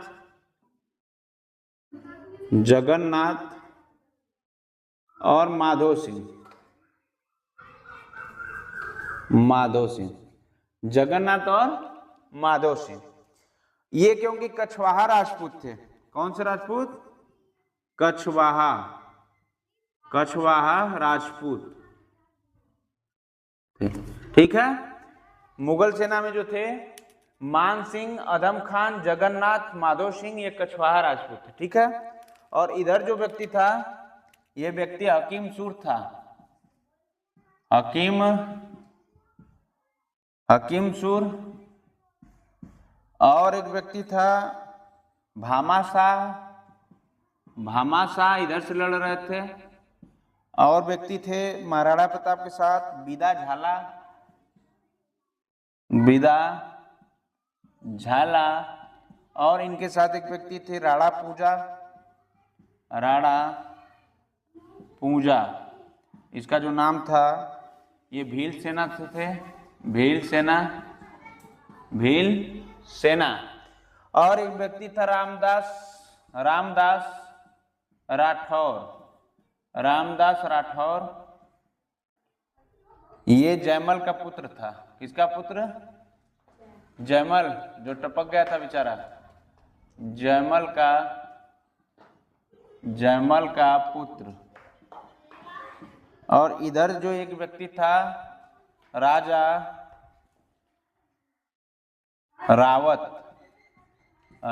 चंद्र रावत।